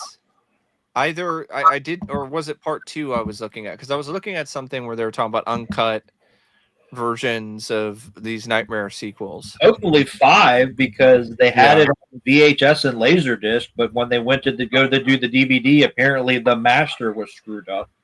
It was filmed in Vancouver. Jason Takes Vancouver. Most of it. Jason Takes Vancouver. Jason Takes a cruise ship. Because they were trying to save money. Well, you can even see the shot where he's literally standing behind, what is that, maple leaves? Because it's shot in Toronto, I think. It's somewhere. Well, no, that stuff was in New York. Okay. With the billboard, that was in New York, but the rest of it was in Vancouver. Yeah, with the times that there wasn't internet, T3 poster in the theater. Yeah, I mean, I think internet was still but not like at the same degree. It was not what it is today. It was still very niche. With T3, I remember just seeing the trailer out of nowhere Like I didn't even know there was a T3. There was a the teaser trailer. Yeah, I remember seeing that, and I was like, "Oh!" And then the magazines came out. Yeah, I had the magazines. Yeah, my stepdad got me the magazine, the T3, magazines. Like, wait, there's a Terminator 3 coming out. Mm-hmm. And those magazines lied because they made the movie look cooler than it was. Yeah. Although, to be honest, I can still enjoy some of that. I mean, it's flawed as hell, but there are still some good set pieces in that. Oh, yeah, it has its moments. The fire truck chase, for instance, it's incredible. The practical stuff, not the shitty CG at the end where the truck is over and it's like, no, I'm good. Yeah, T3. Yeah, it's got a lot of problems. Talk to the hand. They made Arnold into a wimp more than they did in Terminator 2. Although I will take T3 any day of the week over Genesis or Dark Fate. Don't even get me started. Did you see the Terminator animated stuff? Did you see that, Fabio? No, not yet. Okay. Because I've heard those are not too bad. And there's this new Terminator game coming out that looks like it could be fun. Did you see the trailers for that? No, because it's like an 8-bit kind of thing. Oh no, I did see that one. Yeah, that looks pretty cool. I'll probably play that when it comes out. Yeah, it's like it's called No Fate. Terminator 2, No Fate. Yeah, and then I gotta start playing Rogue City, RoboCop Rogue City. So there you go. They're doing a sequel to that, Unfinished Business, apparently. I read that Rogue City apparently takes place in between RoboCop 2 and 3 in Canada. Yeah. I know Stuntman Mark was playing it. I remember he said it on your channel. Yeah, he enjoyed it. I think the other thing is that DLC. I think it might be, but no, I don't think it's a pre-order right there. There's a pre-order link for it, so I think it might be kind of a DLC thing, but it's also a pre-order. Like you're not gonna get it if you already ordered Rogue City. Like I think you have to pay. I mean, there are ones that they add. They always want you to pay more. Of course. So more money. Yeah, I saw the Together trailer. I know there's a controversy with that right now because there's a lawsuit going on with this guy. It's a horror drama thing coming out where James Franco is in it, and movies that get more lazy with the titles. And it's like together them. It's a couple. Shit piss. It's like body horror where they like merge together. That's why it's called Together.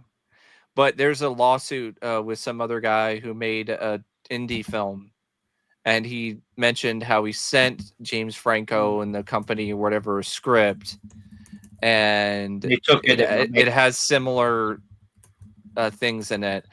But I also read somewhere where the people who made Together might have a legitimate case that this is not plagiarism. It's just one of those things where it was just a coincidence.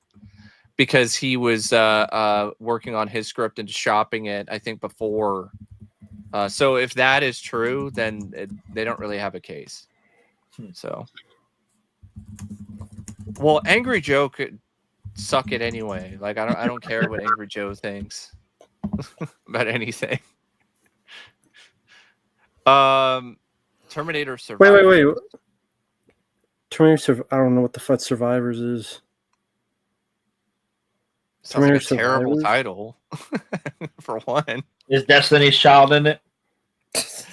I'm a survivor.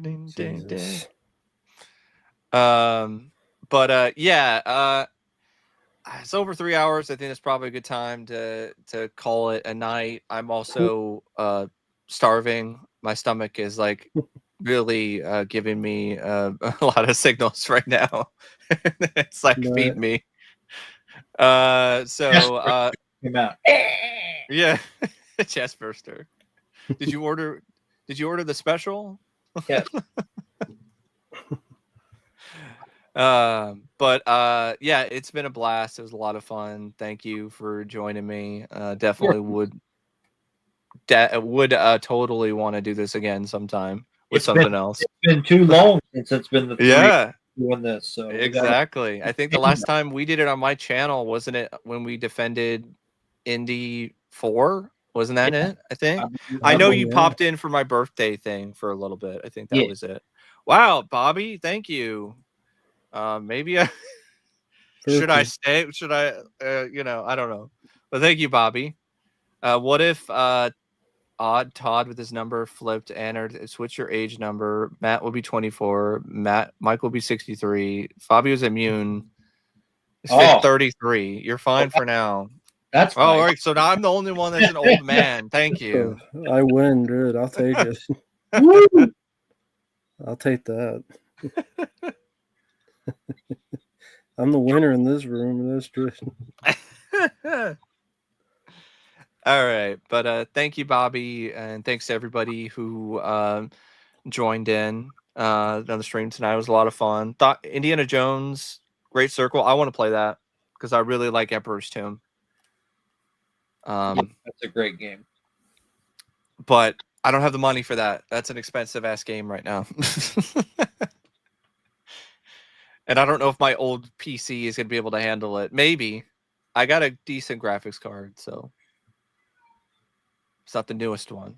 Is that somebody's cat? Yeah, mine. He always does that because he wants out. I'm like, you want coyotes to buy? Yeah, I could let you out. Yeah, I feel you on that, Matt. That cat talks a lot too.